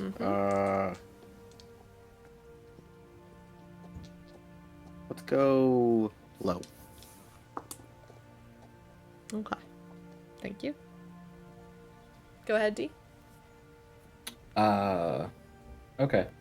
I will, I'm just gonna have the eye scan for anything relevant to the governor. If there are any locked drawers on the desk he's writing on, it can squeeze through an opening as small as 1 inch in diameter. So if I could peek through any keyholes to see anything that he doesn't leave just out on his desk, I would also like to do that. Just case. Just looking for any information. Okay. And as you look around the room, it's there's a grand fire case on one side of the room. The rest of the room is fairly lined with bookshelves and what look like old wooden filing cabinets. And as you keep your eye there for longer, what is your physical body doing, by the way, while all this is happening? I am just walking and humming, and since now that the eye is in there, I don't have to stay in the Capitol building. So I'll dump back out on the street, just walk around. Okay. Not really in the way of anyone. So as you keep the eye there, he will finish up his notes, just lean back and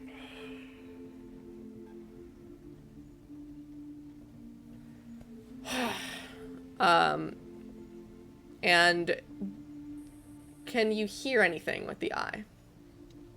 It is technically just an eye, but I would like to cast Sending to the mayor. Oh, okay.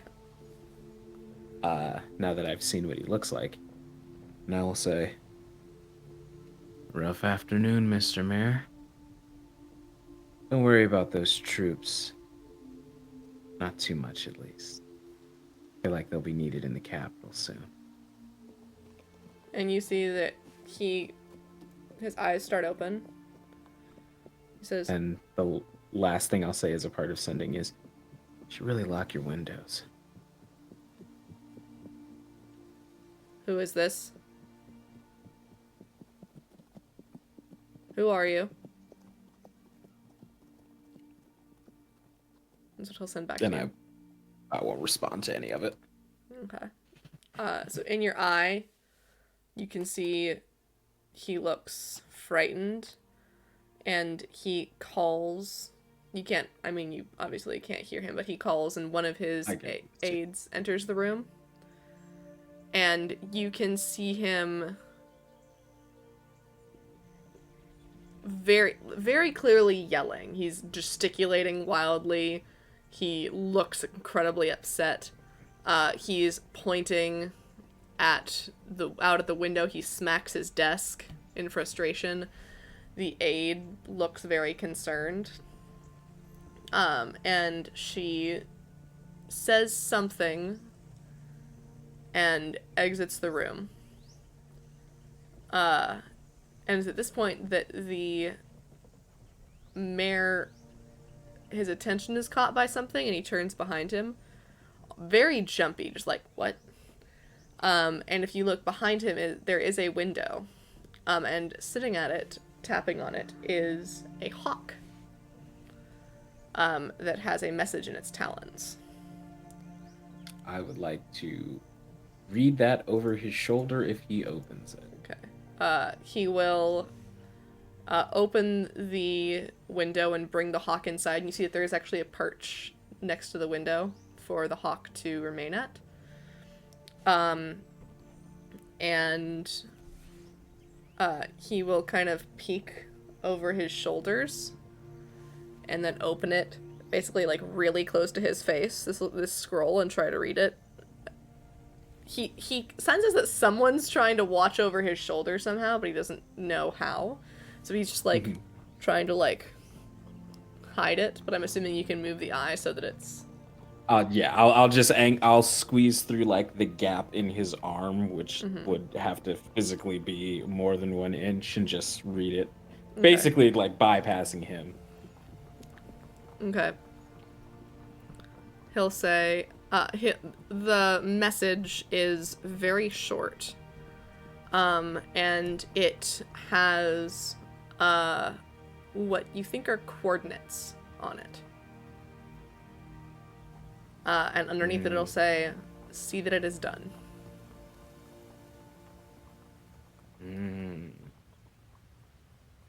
Okay, that'll make me cast Sending again. Okay. And I'll say, after hours appointment, see that it is done.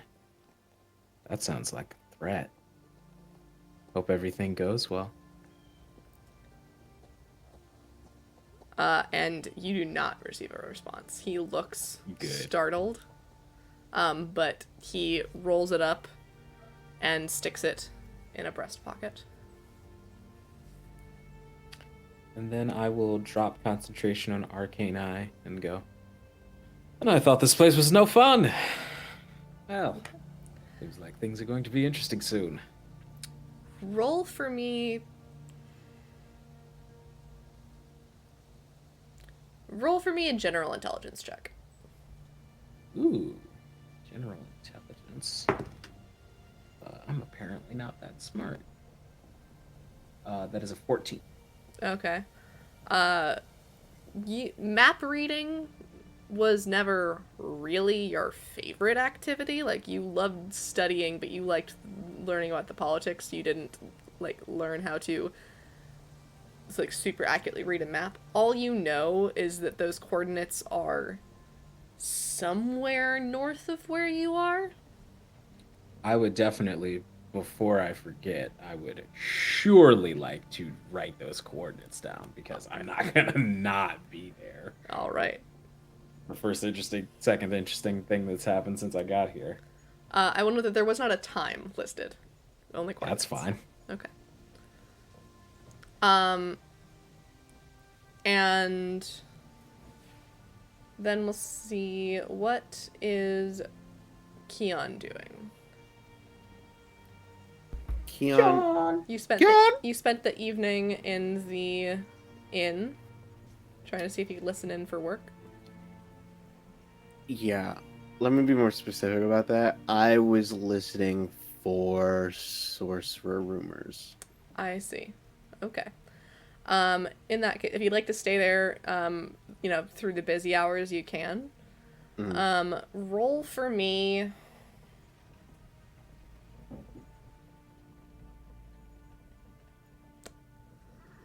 Roll for me a investigation check. Keon is a regular detective with his +2 to investigation. That's a dirty 20. A dirty 20. It's dirty. Okay, so as you stick around through the night, you buy a couple more drinks that she's happy to give you more drinks with the amount that you paid for your meal. And this tavern gets busier. You see other mercenary types walk in, a couple people who you think are locals. And you don't hear anything about blood mages in particular, but you do hear that an arbiter recently passed through town.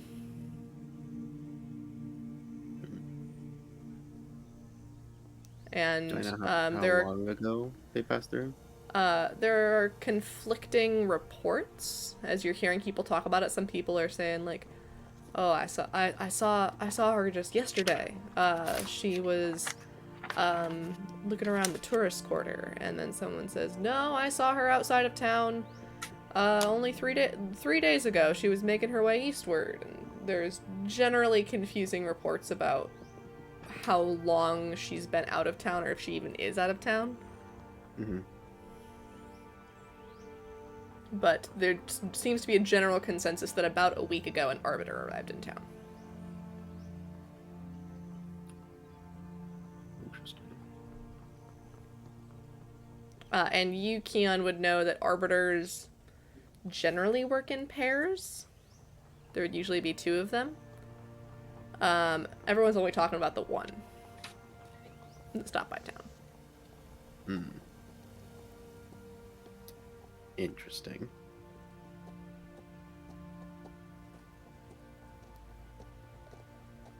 Let's see. Interesting. And what are you gonna do with your second day in town, Keon? What is Keon gonna do? I think Keon's probably just gonna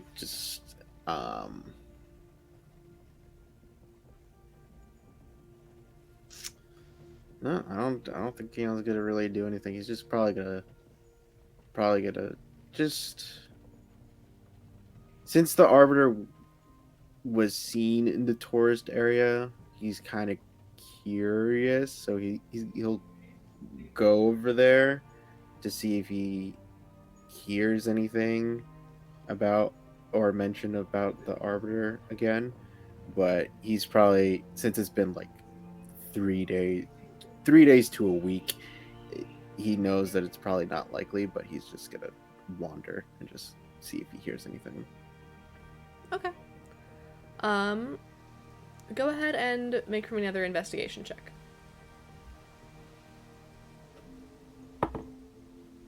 That is a 16 this time. A 16. Alright, so this is your first time making your way into the tourist quarter. It's a lot more colorful and a lot more crowded than any part of the city you've been in so far. And as you're walking through it, you see that there are street performers and street vendors. There's also huge shop selling very colorful wares that are native to Onkalo, but you see that there's also stores that are very clearly meant to cater to those coming from outside the region. You can see that there is a bakery, for instance, that is selling Shurin delicacies. You can see that there is a pub that very specifically is meant to cater toward those from... Oh, gosh. There we go. Those from Babrana. You can see that there is a street vendor that claims to have, like, authentic Netashirian seafood, things like that. You don't hear any particular talk about an arbiter. Mm-hmm. You do see the occasional pair of town guards walk through, just keeping the peace. But no specific talk of an arbiter. Yeah. Figured just as much, just was curious. So, yeah, if Keon's not gonna have any luck, he'll probably just rest up back at his, like, little house that he has and just Question, DM. I'm also walking around the quarters at the moment, I believe, after that whole interaction. You can have Unless made I your way to the tourist misunderstood quarter the after talking to geography, the mayor. because it's near it, right? They're What would you neighboring say is districts. what would you say is the likelihood that I see someone that stands out much as my 7 foot tall bugbear companion does? Make for me a perception check. What? Coolio. Me stand out? Not Couldn't be you. me. Oh, But Keon's so Uh, normal. I'm so normal. that is a 17. Okay. After your brief stint at City Hall, you wander and make your way over to the tourist quarter. It's probably the quarter you spent the most time in your time here in Trivik. And you're wandering about, and you do see out of the corner of your eye a very tall figure.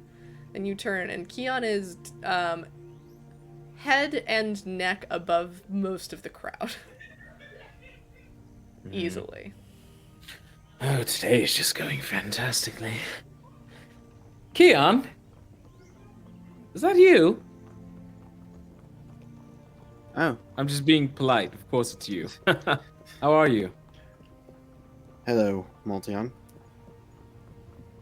You know, You, it's another day.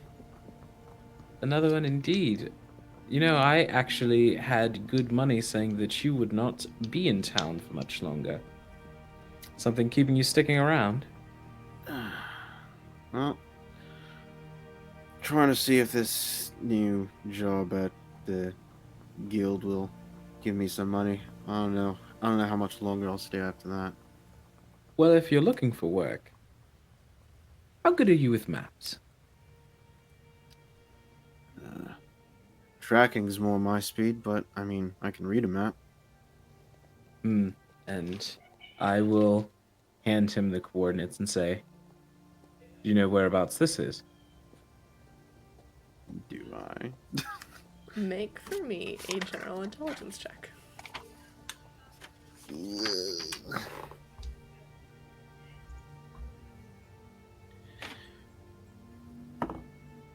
That will be a 18.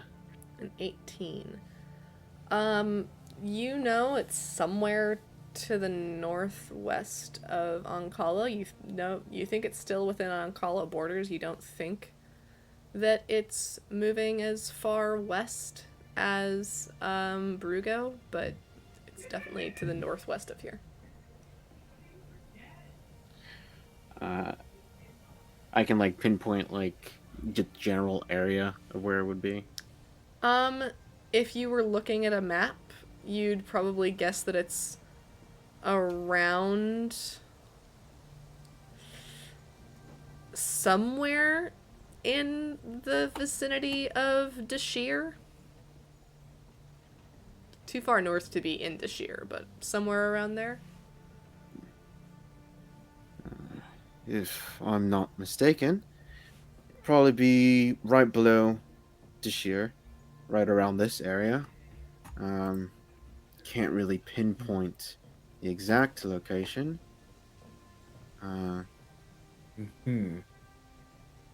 But just around this area, not too far. And I imagine that I would know at the very least how long it would take me to get to the place that Keon's describing. It would take you about 2 days of travel on the Great Road east. Okay. And is that the opposite direction of the capital? No, it is Or- westward, so it is more toward the capital. So moving toward the capital, and I'll say, if you're going to be leaving Trivik soon, I've got word on some interesting business that's supposed to be happening around this area. I can't promise that when we get there will be work, but I would pay you if you came along with me. Is that so? Yes. I'm more of a backline fighter, if you couldn't tell, and you are quite deadly with the many weapons that you procure, which I think I spy a new one, yes? Yeah, you know, can't really draw this crossbow real quick. Might as well throw a dagger if I need to. Good sidearm never goes unnoticed. So what do you say? Join me.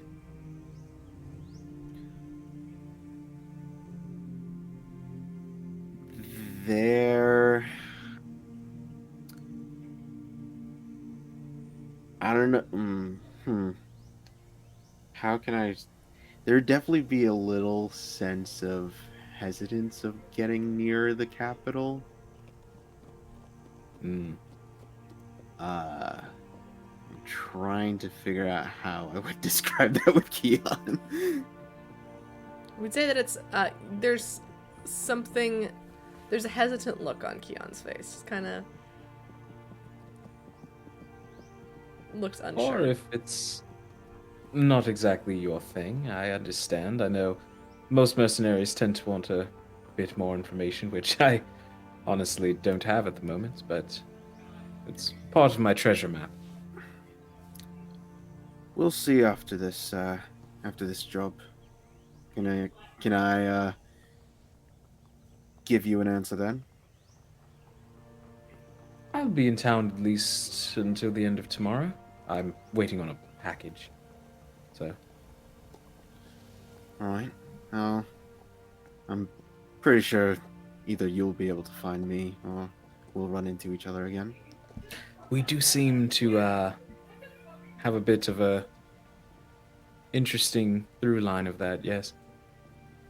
But, either way, I believe that my appointment is soon, so I will make my way out of here. It's good talking to you. Actually, while the two of you were talking, a young halfling, probably no more than 12 years old, will jog up to the pair of you and say, are you Maltion and Keon? No. Wrong person. Sorry. Sorry, I was told I- that I was looking for a half orc in crazy colorful clothes and a really tall bugbear. That's not you The too? only one. Maltion is not talking to this child anymore. And I might be holding a spell, to be honest with you. People are not supposed to know my name. That's not how that works. That's immediate, like, Kill Bill sirens are Try to going off. smack that child, like grab that oh child my. and throw How them, much like, blood? like- How much bloodlust am I feeling from Maltion? Keon, Keon, what are you doing right now? JoJo's How much pose that- bloodlust am I feeling from Maltion? Okay, tell you what, both of you make me perception checks right now. Oh my god. I see nothing. Natural one. I'm having I've got panic attack. Like a panic attack is starting. Like, oh god. Yeah, that's not good. I got 12. A 12. Uh. Yeah, Maltion, you don't notice anything, but Keon, you see that there is this kid is holding four envelopes in his hand, and they have the crossed crow feather symbol of the crow's cradle on them.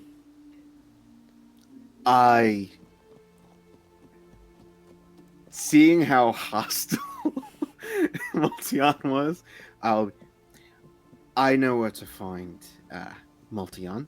I'll take the envelope. Okay. These are from Velma. She says get there quick, and he'll pass you two of the envelopes, and he says, sorry. It's very much of a reach down. Yeah. I'll say, sorry, didn't mean to offend you, to Maltion. Yes. And then I'll say to Keon, do you know where I could find looking at the envelope, a Connie? Try the church. Gosh, okay, thank you. And run off in the direction of the blue quarter. I will watch that child until I physically no longer can. Go ahead. Just as I'm they're just moving gonna- through the crowd. When the child gets out of my sight, I'm just gonna wave the envelope in Maltion's face. Still, Yeah. I will take it. Still watching the child. The child is gone around a corner and is out of your vision.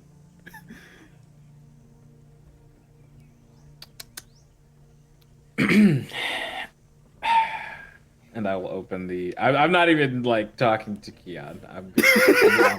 That is completely fine. Maltion is like red fucking alert when something like that happens. That's not good. If people like remember, if people remembering me is fine, but someone that I don't recognize recognizing me is bad. That is not good. But I will open the letter, seeing the Rose Cradle insignia. Okay. And inside each of these envelopes is just a short note to each of you, signed from Velma, saying, got another job if you're interested. Similar terms. Stop by the Crow's Cradle tonight. Well, just like you said, we have an interesting through line. See you tonight, then.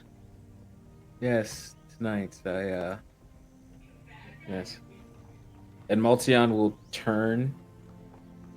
I'll wait until Keon stops looking at me and cast Greater Invisibility.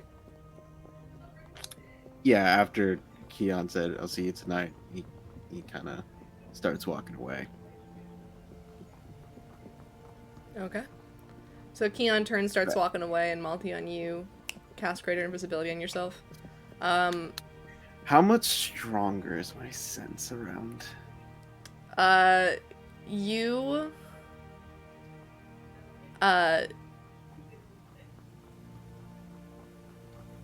Whenever you're around Maltion, you can see that colored glow about them. When you turn away, right as they're in the corner of it, you can see a flash of black tinged with white in your vision. But then if you look back, you can still see an aura, but you no longer see Maltion.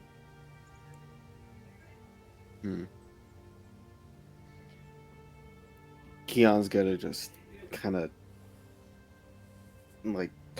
massage his eyes and just kind of like, right, let me just take a nap before I go over to the Crow's Cradle tonight. Mm-hmm. And Connie, you have set up your fortune-telling shop in the bar area of the Blue Badger with Toby's willing consent. He's totally fine with this. And the door opens and shuts, and you almost don't see anyone. And then a very young halfling kind of runs up to your table and is like, are you Connie? The church said to find you here. Yeah, that is me. You lost, kiddo? Oh, no, I have this for you, actually. And he'll hand you an envelope with the symbol of the Crow's Cradle. Can I insight check this child?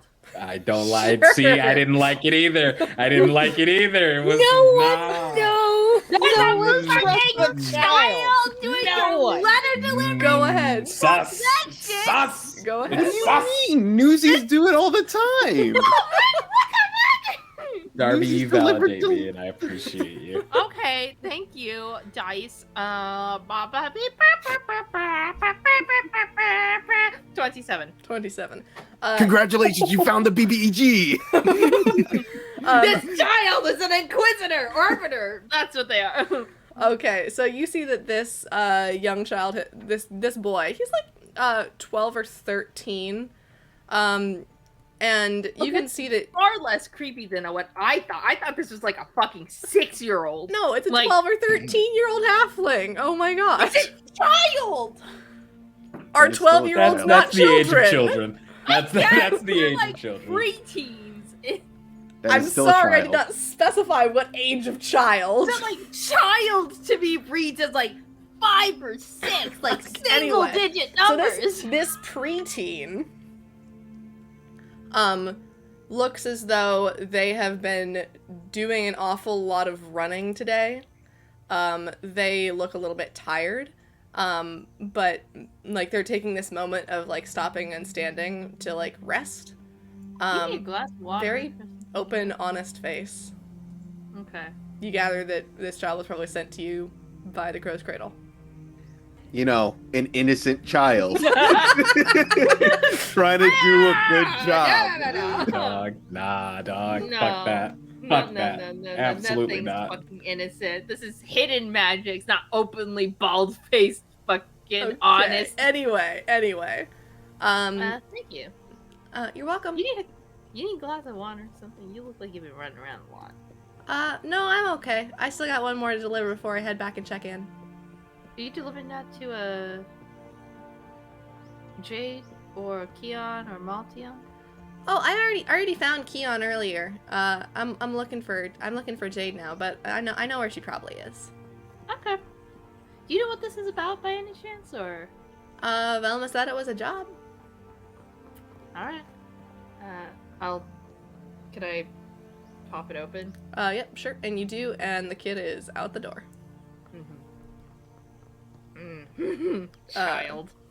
And Jade, Connie, your letter says the same thing. Just Connie just. Can I get a chuckling to copy herself. text of like what the? Just Connie I just can chuckling copy to text it to you in a herself, moment. just like, child. But Jade, as you are making your way out of the forge after a good few hours of hard work, and making your way, I assume, back toward the Crow's Cradle, you see a little halfling kid that you recognize as one hey, of... Archibald, how's it going? Yep. He says, I actually was gonna say his name's Archie. Yep. And he goes, hey Jade, you weren't in, and I was already sent out to get the others, so Velma brought me to rope you in, but here you go. New job. All right. Thank you very much. Jade, that was the wrong response. You were supposed to take out a knife and interrogate it. I know the child and have no desire to harm them. I didn't want to hurt him either, but they know my name, so it's Yeah. not really up to me. Jade will probably kick a copper to Archie just for like, oh, go ahead and get yourself something sweet. Thanks, Jade. And you'll see he'll take off running in the direction of the cradle. Right. Jade will head towards the cradle. Everyone else is heading toward the cradle, I assume, except for Maltion. I'm headed there. Okay. Just invisibly. Okay. And paranoid. So you all... Insight check the child. I'm sorry, if a child comes running up to you being like, hi, are you this person? I know your name. Halfling. I watched Game of Thrones. Fuck that. No. I had a halfling that shanks people. Like, yeah, it's Dare you? sweet little halfling. But to answer your Archie question, DM, doesn't- yes, I'm going toward Okay. You think a freaking Okay. halfling can take me? A 12-year-old halfling can take me? I'm Okay, so refocus, sorry, Keon. group. Come on. So you all are making your way toward the Crow's Cradle. Paranoid, though you may be. And I assume, Maltion, that you drop the invisibility before you walk through the door. No, I do it after I walk through the door. Okay. So we know that Jade's already on her way there. She probably gets there first. Connie or Keon, who gets there first between the two of you? I'd probably get there last because I was taking a nap. Okay. Connie will go at a fair click. Okay.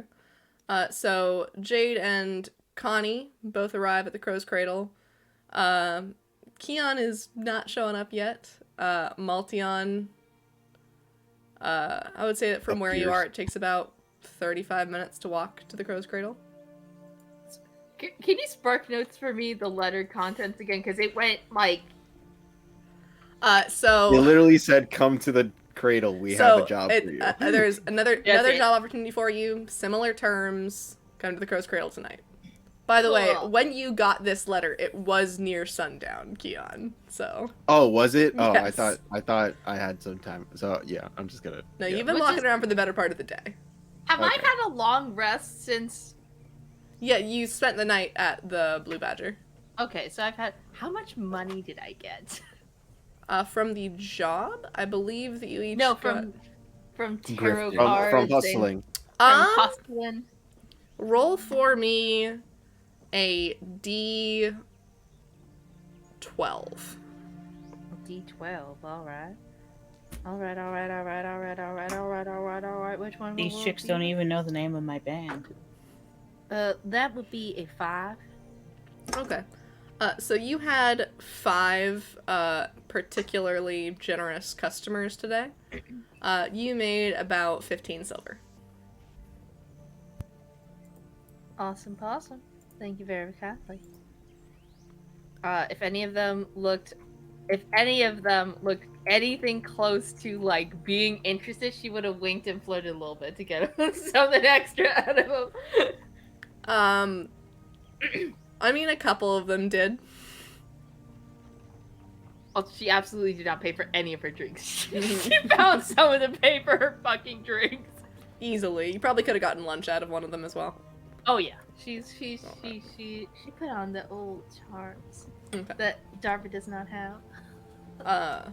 False. Anyway. So, Jade and Connie both arrive at the cradle at about the same time.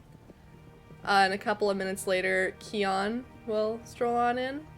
Mm-mm. And then about a minute after Keon shows up, the door opens and closes. And then Maltion is here. Can we see Maltion? Suddenly, yeah. Ah, hello, Maltion. Afternoon. Or I suppose it's getting close to evening. Is that strictly So- necessary? Yes. I'm also going to have a bit of a talk with Velma. Speaking of Elma, she is What? sitting at the front desk. Hello, Speaking of the lady of the hour. How are you? Oh, good. You're all here. I am good. Thank you for asking. Glad that Archie found all of you. I've got another job for you. Thing about that. If you need to get in contact with me, I'm staying at the Blue Badger. Front desk, leave the letter for me, they'll get it to me. I kind of have a thing of people I don't know that know me. I'm not really a fan of it. Okay, I can do that. Sorry, thought you might want the job No, it's- quick as I could. It's no problem. No way you could know. All right. Speaking of the job, I've got another job from the same employer. Was impressed by how you all handled it. Wants to see if they can't hire you for a similar job. Who is this employer, by the by? Anonymous, unfortunately. I'm gonna cast Detect Thoughts. Sure, go ahead. I'm going to cast it specifically as that question is asked. So whoever it is in the surface thoughts. Sure. Because, all right, I'm assuming you're doing this non-verbal, non-somatic. Of course. Yeah. I Okay. think. They're going to let people see me cast the spell? What are you, adorable? Well, Harper. Yes. According to some people, yes. We will explain what happens. Yes. Okay. I cast Detect Thoughts after Connie asked that question. Even if it's just like a visual, I just want to see what Velma sees when she's like, oh, I can't tell you who it is. If that's part of a contract, whatever it is, in Okay. her surface thoughts when she answers that question. All right. And as she says, anonymous, unfortunately, can't tell you. They're paying a premium for it. You see in her mind the face of the aide that you saw in the mayor's office. Gotcha. Yep. Yes, of course. Discretion is key. Everyone has their secrets. But anyway, this one's a little bit further out of town. It's a couple days ride, so the employer's paying for a cart to take y'all if you need to get there a little quicker. Oh. But it seems that there's another nest of bandits in the... She checks her notes. Where was it? The Darmond Forest, out a couple days west of here. It's pretty thick, forested trees and hills. Outside of Dashir. It's to the north. I'll sort of shoot a glance to Connie and go, lots of bandits recently. Guess the drought is hitting people difficultly, huh? And then I will telepathically say to Miss Stevie Dallas, that seems convenient. And Keon, when she is telling you that it is anonymous, you do see Maltion's aura glowing a little brighter. And it is still glowing a little bit brighter now. Well, we have the terms of... Is there a contract? Yeah, for sure. You can go ahead and take a look at it, and she'll pull out thump, thump, thump, thump, 4 contracts. Set them on the counter. They about the same size as the ones, or are they... They're a little bit thicker. And she says, seems like they're a little bit more interested in you stopping them this time. So the price for getting them alive has gone up. They're offering 75 gold for each alive. I'd like to flip through the contract. Sure. If I could be so curious, what exactly have these bandits stole? I'm not whom sure. is That's from? probably more Shear's business than out here. It says that they raided She's flipping through the notes that she's got, because you can see there's a lot of papers at this desk. Oh, I'm sure. Like, there's the front counter that's pretty clean, and then, like, behind it and down, there's, like, a mess of paperwork. So she's flipping through her notes, and she's like, it says that they raided a logging camp that was nearby. Wasn't pretty. Not too many farms out that way. Looks like they also, did a number on a small town out there. Any casualties? Looking through it. None reported, but I don't know, this is a ways out there, so. Insight check. Sure, go ahead.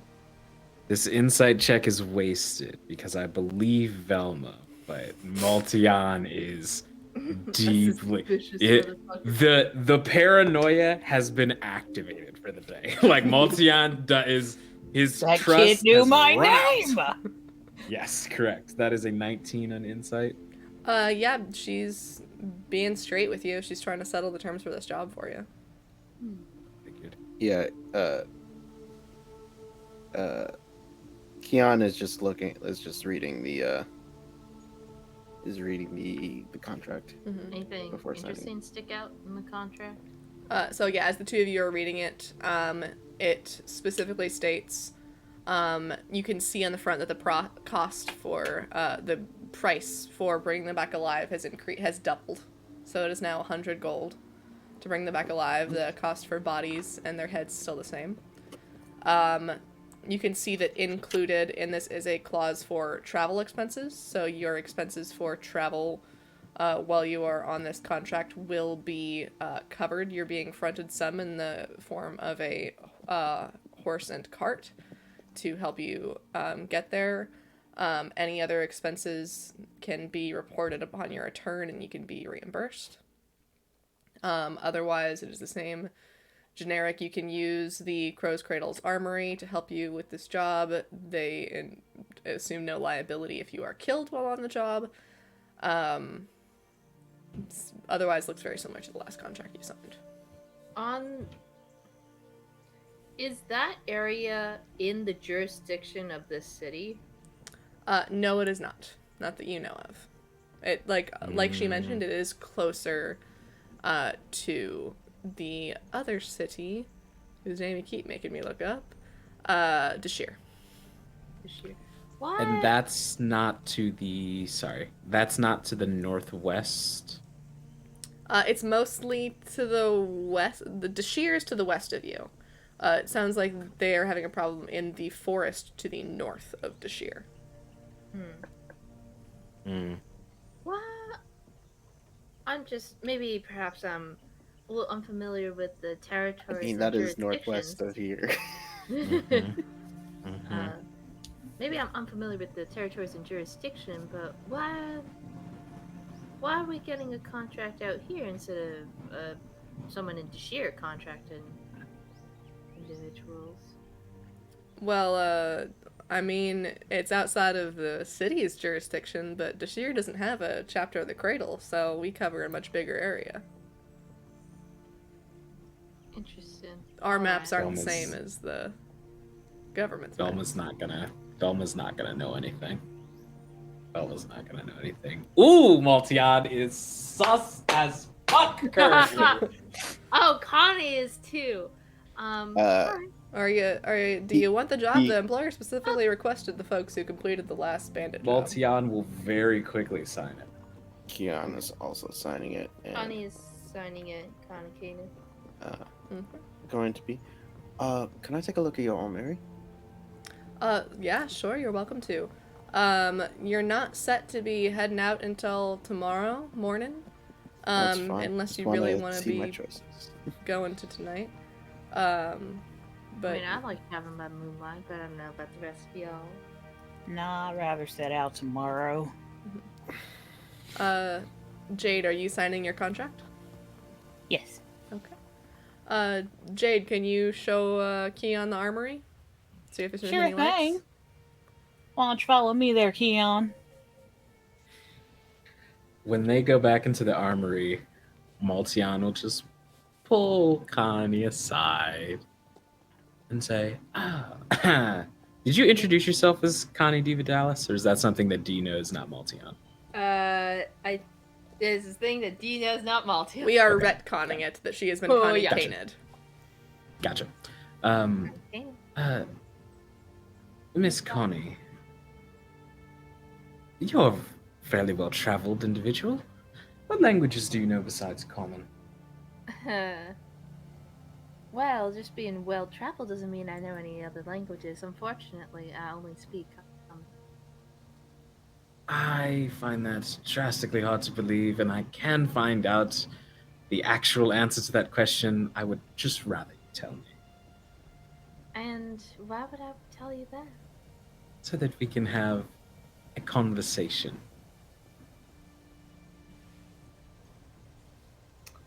I will lean into Maltion's ear and say in Sylvan, but I highly doubt that you speak this language.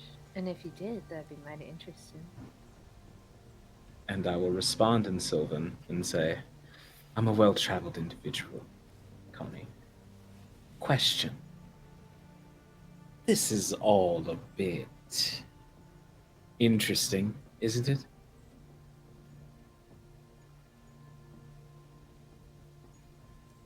I suppose it is. Did you say that all in Sylvan? Oh yeah. He's there speaking to you in Sylvan. This language is not one that you pick up from traveling, Maltion. But yes, this is mighty interesting. You just have to know the right people to speak to, I suppose.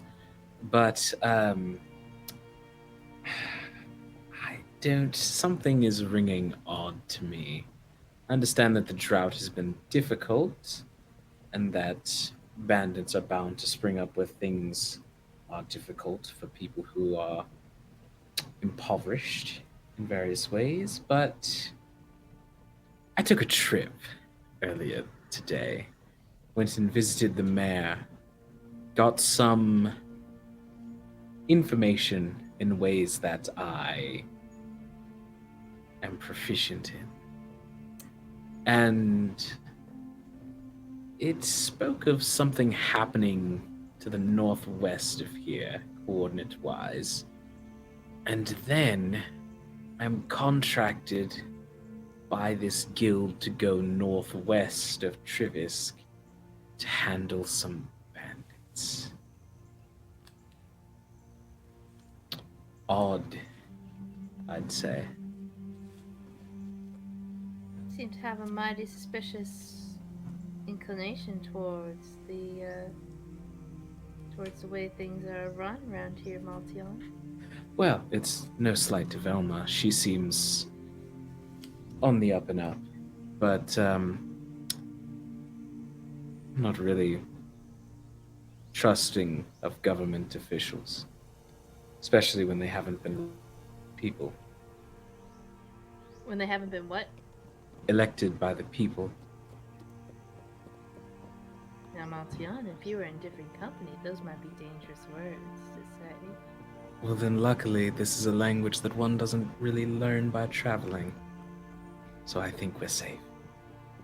And what makes you think that I'm the right person to say those things to? Because if you're not, I have been curious as to the full extent of what your wrath may look like. So, it's kind of a win on either side of the coin. Maltion, you do intrigue me, real or not. Hmm. This is oddly convenient, given the information that you have acquired through your means. I'm assuming similarly to what you said a little earlier.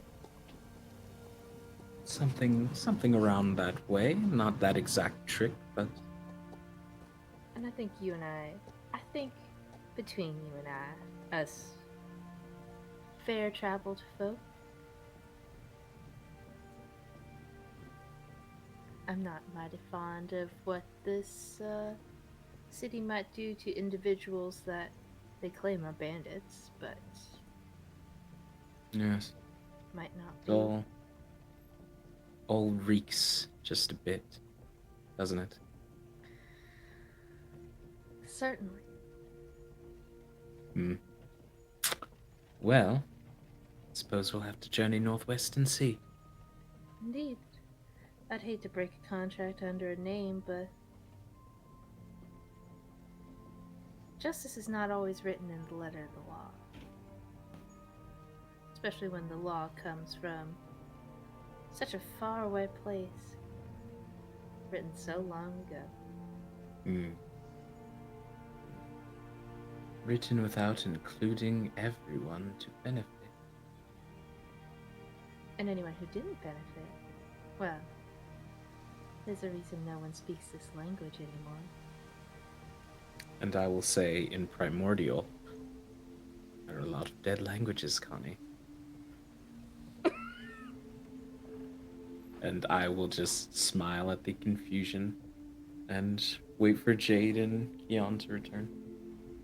Okay. And Jade, you take Keon back into the Crow's Cradle Armory, and you've lived here for a little over a year. I imagine that you are familiar with it. Yeah. How much of an impact have you had on the armory here? In terms of like structural organization or anything? I'm imagining that with Jade's background, she could have contributed in other ways to it if she wanted to. That's true. Yeah, so I think probably the weapons are definitely in better shape than your average guild would be. Even though this is like common gear, it's pretty good for common gear in terms of that. Everything's regularly checked, so everything's in its proper place. It's not in disarray at all because maintenance is important to Jade. Dull blade is a quick way to an early grave, as I like to say. Ain't that the truth? But yeah, right this way. You got your long arms over there, swords and whatnot. Although it looks like you got a nice little piece there. Wait, what did we say the blacksmith's name was? Alvig. Alvig. Alvik. It's just like seems like you've been by Alvix. Good person, indeed. Yeah, let me take a look at the forge. Haven't been in a forge in a while. You're forage fodder, huh? Interesting. It's been a while. Haven't really. Just do regular maintenance on my own weapons now. It's like riding a bike. You never really forget. Yeah. So you just have there's just the common weapons here and stuff. Yeah, nothing special. Nothing really better than like studded leather armor. Not Cool. for people who aren't in the guild. Mm-hmm.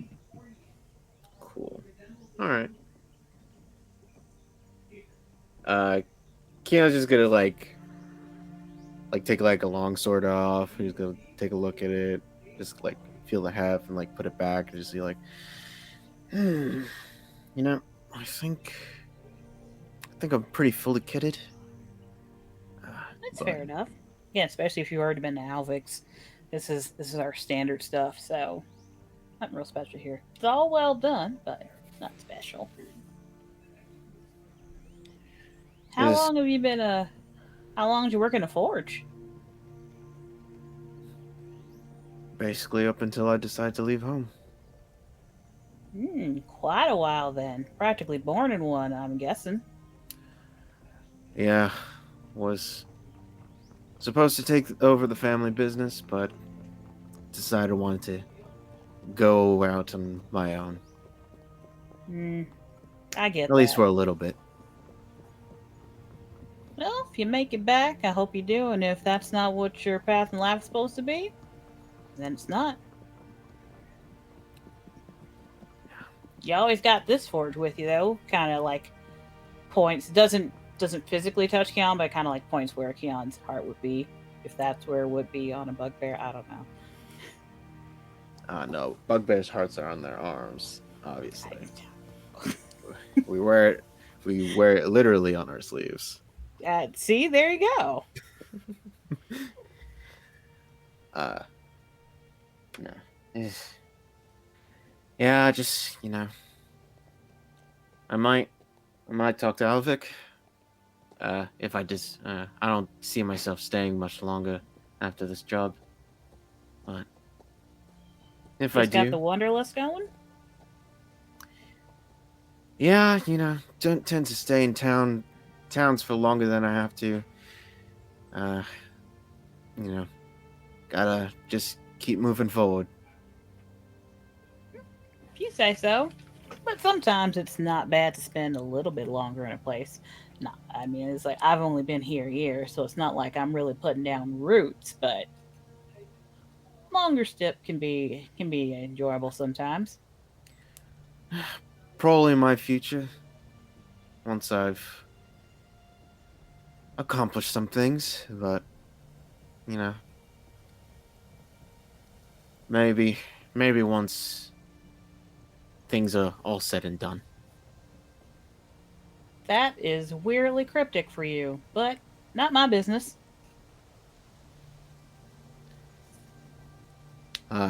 And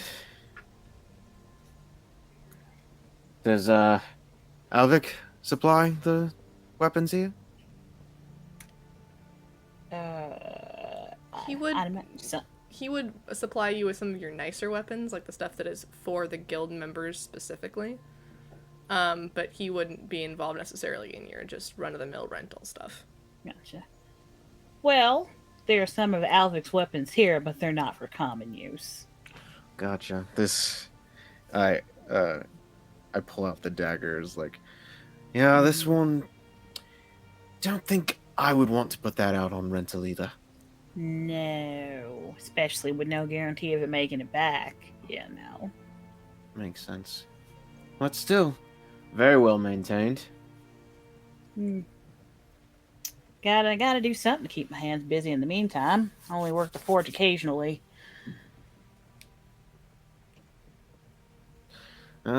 Maybe when things are a little bit quieter, we can do some forging together. Sure thing. If you can keep up, that is. Pats on the shoulder. He's like, all right, let's go back to the rest. Yeah. And we'll go back into the main lobby. Nothing to your liking then, Keon? Oh, I think I'm pretty good with what I got. We already stopped by Alvix. Well then, yeah, you wouldn't need any of our stuff. Alright then, all of you, stop by at first light and should have a cart and horse waiting for you along with a map with some directions on it. All right. Could I make a bit of an odd request? Sure, I'll see if I can do anything. As far as the map goes, could you try and get a guide for the coordinates as well? I mean, sure, that's the only kind we have around here. Perfect. Well, I am absolutely exhausted. I believe I will retreat to my cave for the evening. Okay, well, hey, before you literally disappear as you want to do, I'd like to bend your ear for a moment. Okay. Yes? Privately. I understand. And let's step outside then. Can do. I just like, Night, Velma. Thank you again. No problem. See you tomorrow morning. And Keon's gonna head off to his little home. Okay. To the hostel. To his little hostel. Where's Connie headed? Connie's headed back to the Blue Badger, trying to get some more coin if she can. Alright. And Jade and Maltion, you are alone outside the Crow's Cradle. Mm-hmm. More secluded area. What's the jewelry for? And Maltion will squint because they're not currently wearing the jewelry. And But she did see you with jewelry. yeah, correct? absolutely. But Okay, that's why question that's why they squint and just like, I like shiny thing. Why? Okay, in that case, hands over the opal pendant. There you go.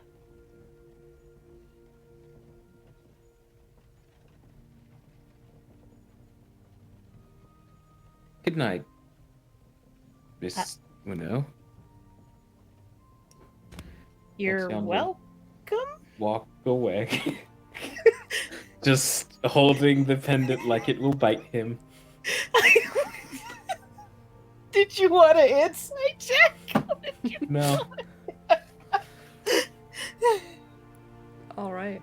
And as Is this a trap?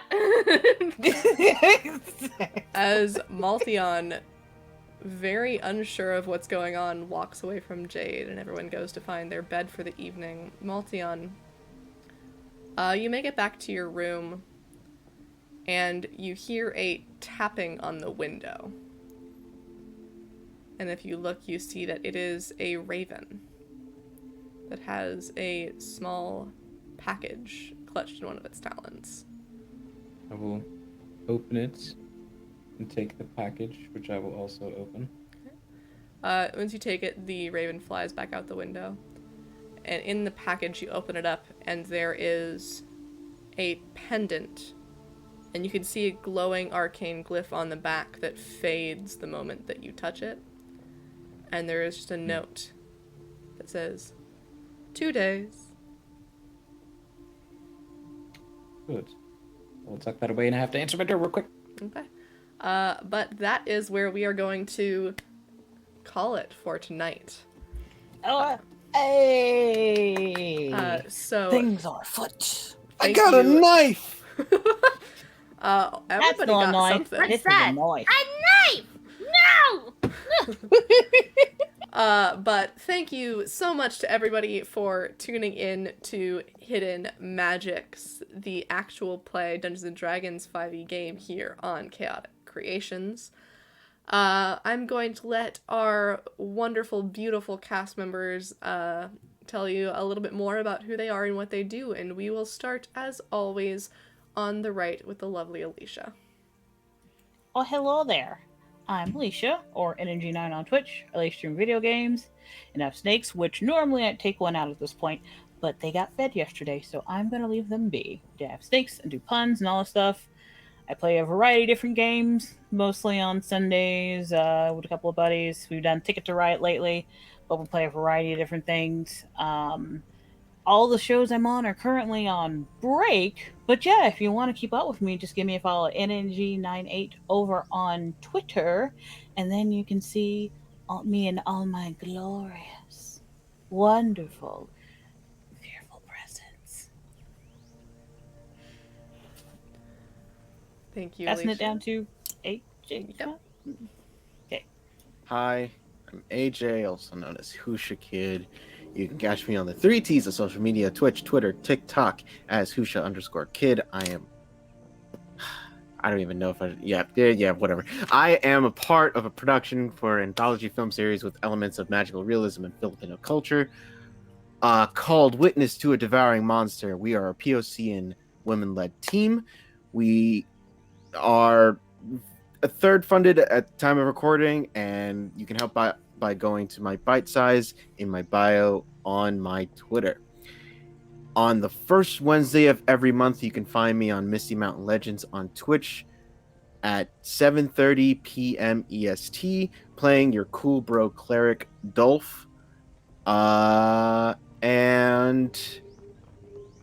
when is I never know when these are coming out, so I'm just like,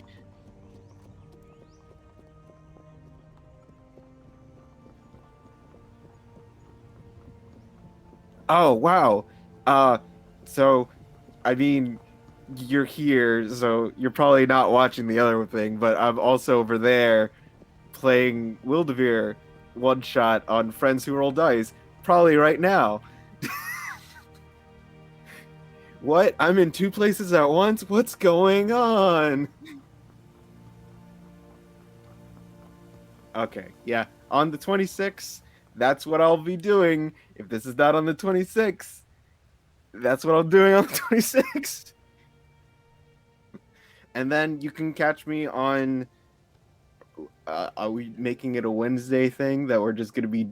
We're only dub clubs, only wins with Dub Club. with D and Mallard Man. Dub club only wins. Dub Club. Wins only. We False don't advertising. lose. No, we don't lose at all. We have We never lost a game before. We have It's never happened. lost a game. We have practice We have- round and we win. Asterisk. We've conquered Apex Legends, Yeah. and so we're moving broadening on our to horizons. Yeah. And yeah. And then you can also find me on Kids Table at some point. Whenever we decide to do those. Periodic Mondays. Maybe. Who knows? We'll see.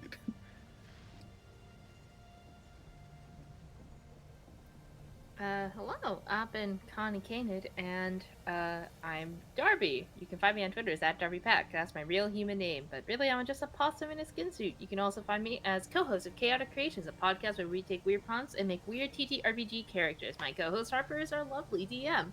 But you can find us anywhere you can listen to podcasts, Spotify, Amazon, whatever, Apple Podcasts, all that good stuff. You can also find us at 9 a.m. PST on the Critical Misses channel, where the episodes are shared live for you all to listen to. You could also find me, I guess, when the season starts, on the Critical Misses channel, as in Under a Pale Cold Sun, System Crash, and Kingsguard. All three of the Critical Misses shows. So that Got you. Yeah, you got me. You got me. Kingsguard, a Roll20 sponsored show. A Roll20 sponsored show. Thank you so much, AJ, for reminding me that Kingsguard is a Roll20 sponsored show. Very exciting, super fun. Looking forward to playing Arabella Chestnut again, even though she doesn't talk like that anymore. Yeah, Kids Table, I guess, at some point, but wobble up, bop, beep it boo. All right, passing it up. Up to D. Diddy. Hi, I'm D. I'm making a tweet in response to AJ. My name is D. I am a voice actor, streamer, musician, professional GM with the Emerald City Game Masters Guild. And another thing that I'm not going to announce yet, just because I don't know if that will be kosher by the 26th, so I will err on the side of caution. But you're going to be seeing me in some new places with some new faces, doing some new things here soon. You can catch me on Steam in a visual novel if you want to try and romance me as a vampire, because I play Julian in Crimson Spires, a Woodsy Studios game that is available on Steam right now. Come by my stream where you can stop by on Wednesdays and see me in Dub Club, periodic Mondays whenever I stop being a fuck and actually run kids table and facilitate that. And then, I do all sorts of things. There might be some comic content going on there soon. There might be some music content that I do live soon. Who knows? You'll have to follow me on Twitter at It's the Riddler. That's Ler, not LA, like here on Twitch. Thank you all so much for joining us. I appreciate you dearly for tolerating my emotionally stunted changeling who does not understand that they have been handed a gift and it's just a gift and they don't need to worry about it that much. And It's also literally job. just a gift. It's literally a Just a job.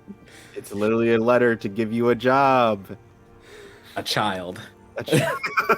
There's only one thing worse than a ring. A child. And on that, I have been that child and also all other characters. My name is Harper and I have been your dungeon master for this evening.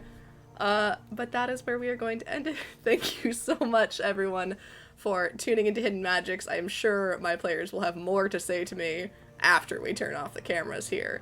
But that is it. Until next week. Bye now. Goodbye. Goodbye.